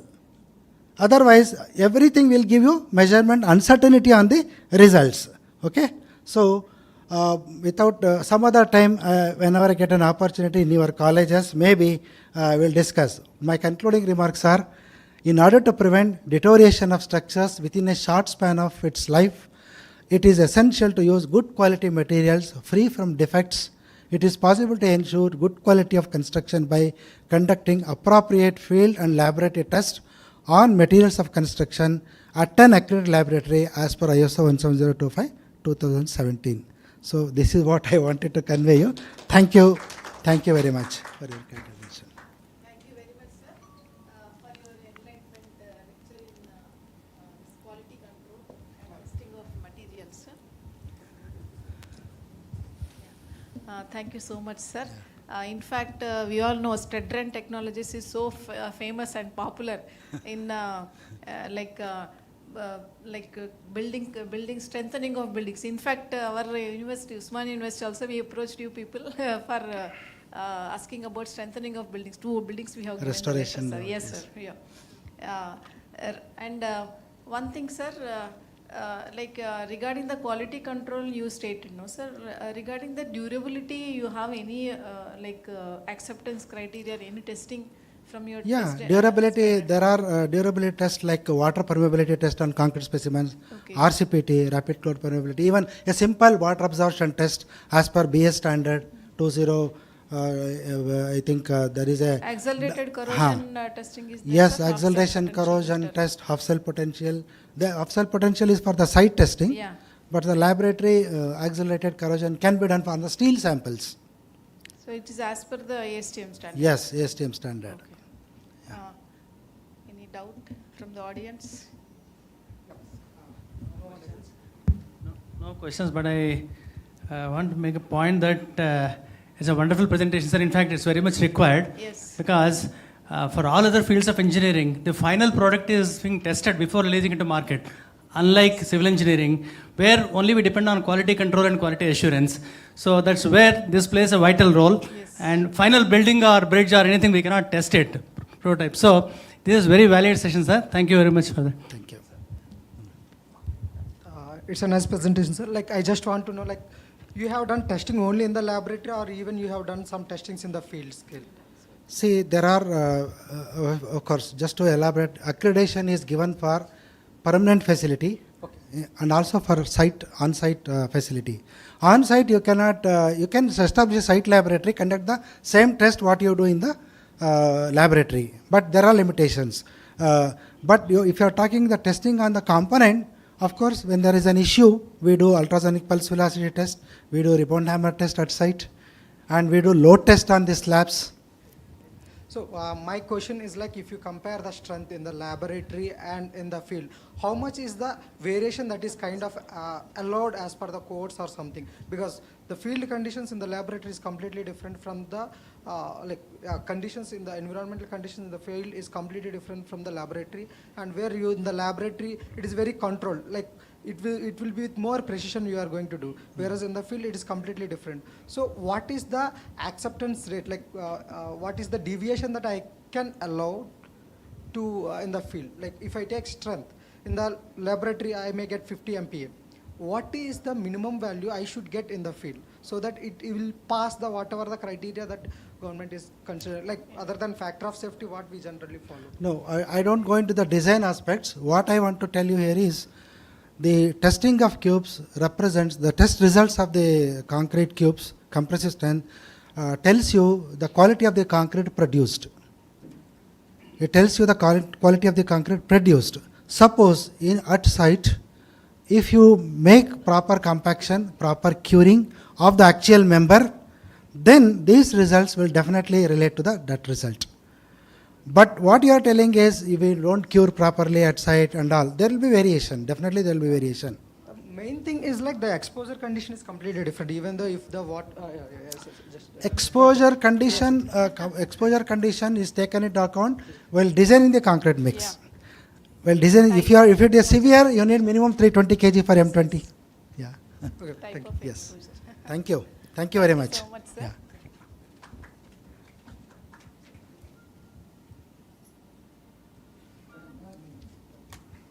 Yeah, we conclude the session. Thank you, sir. Yeah. Okay. Thank you everyone for this wonderful session. We sincerely thank our session chair, Dr. D.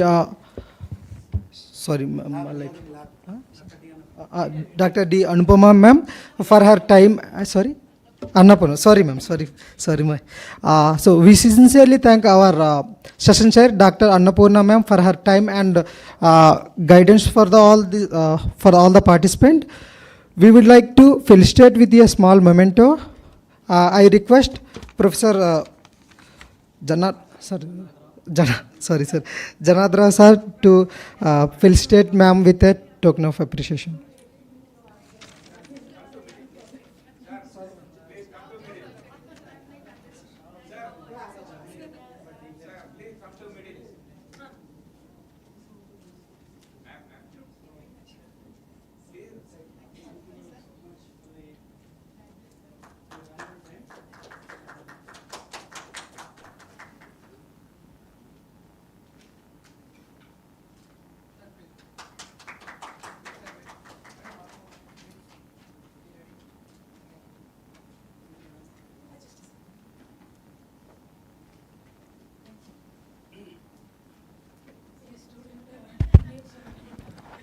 I now request all the delegates to and others to join in the Kohinoor for the valedictory session.